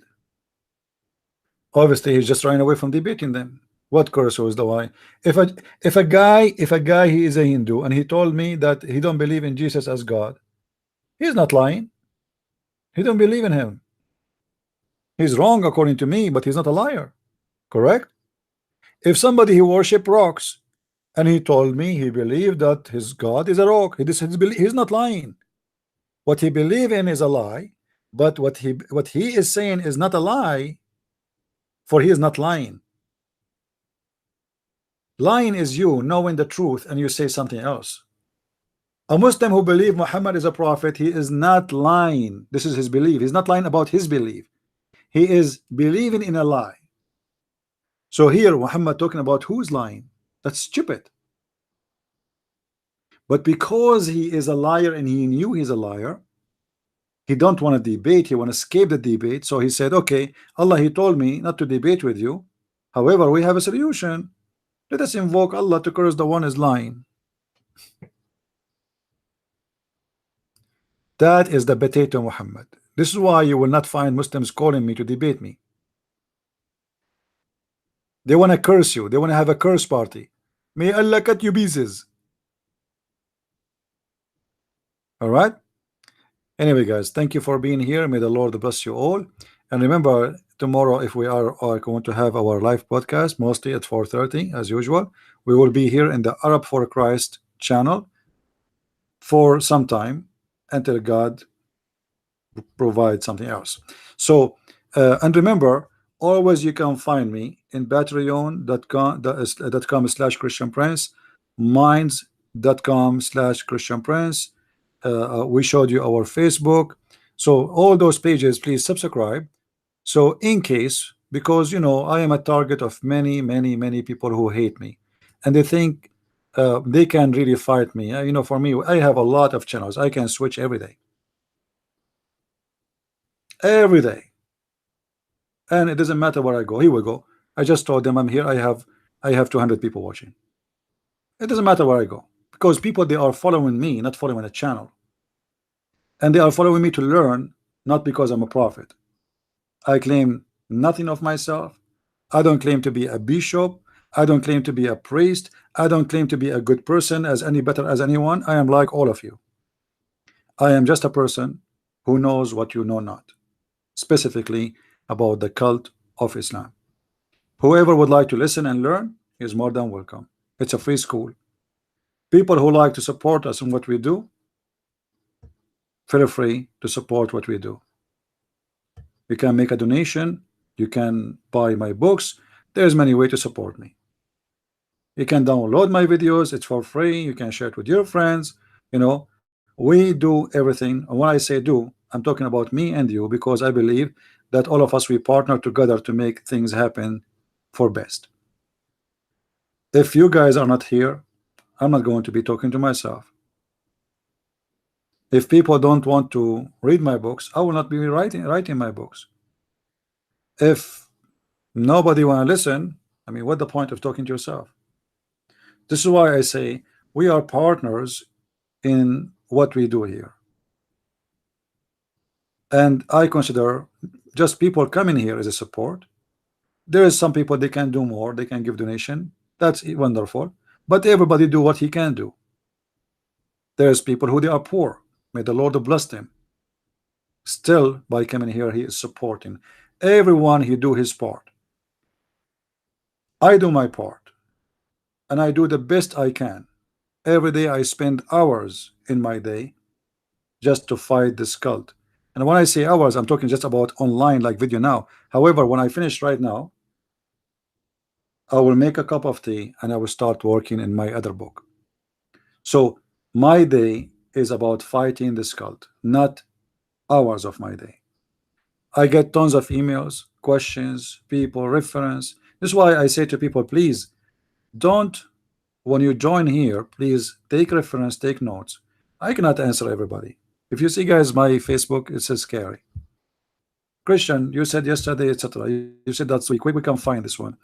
Help me, my friend. I cannot. And sooner or later, this guy, Christian Prince, he will die. If you want to get reference handies, get my books. Anytime you need reference, because almost I'm covering everything. Like the new books is coming about sex and Allah. This book covering everything. I mean, you will not find one issue about this cult. It's called Islam is not covered when it's come to sex. And when I say one issue, I mean that everything there is, let us say, giving you enough reference to debate any Muslim of a choice or no choice, and show him that he have no answer and he cannot debate you. This is a new cover for our book, Sex and Allah. It's my design. Let me make the cover small so you guys can see it, all of it. And let us take this thing off. This book will be ready. Supposedly it should be ready by today, actually, but we found that there's a printing, you know, like when the publisher make a final print. So I found there's an error, typo error. So we told them to fix it. So it might take like 2 days from now or 3 days, and we will have the book ready to be on Amazon. But this is a fantastic book because it is, let us say, maybe the first of its kind. And you will have reference about things you never heard before. But just be careful. This is not a book for children. You don't give this book to your daughter. She is 8 years old. All right? Don't do that. It's not for kids. As simple as that.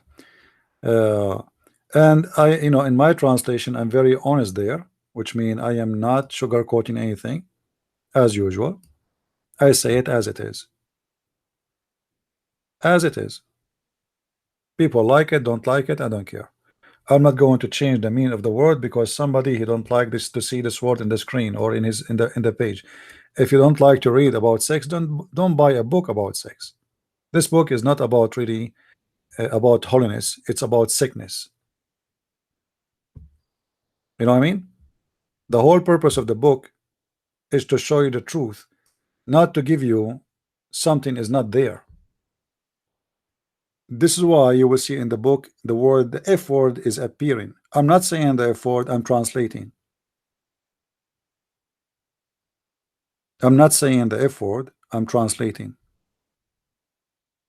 So you will find an honest translation as it is.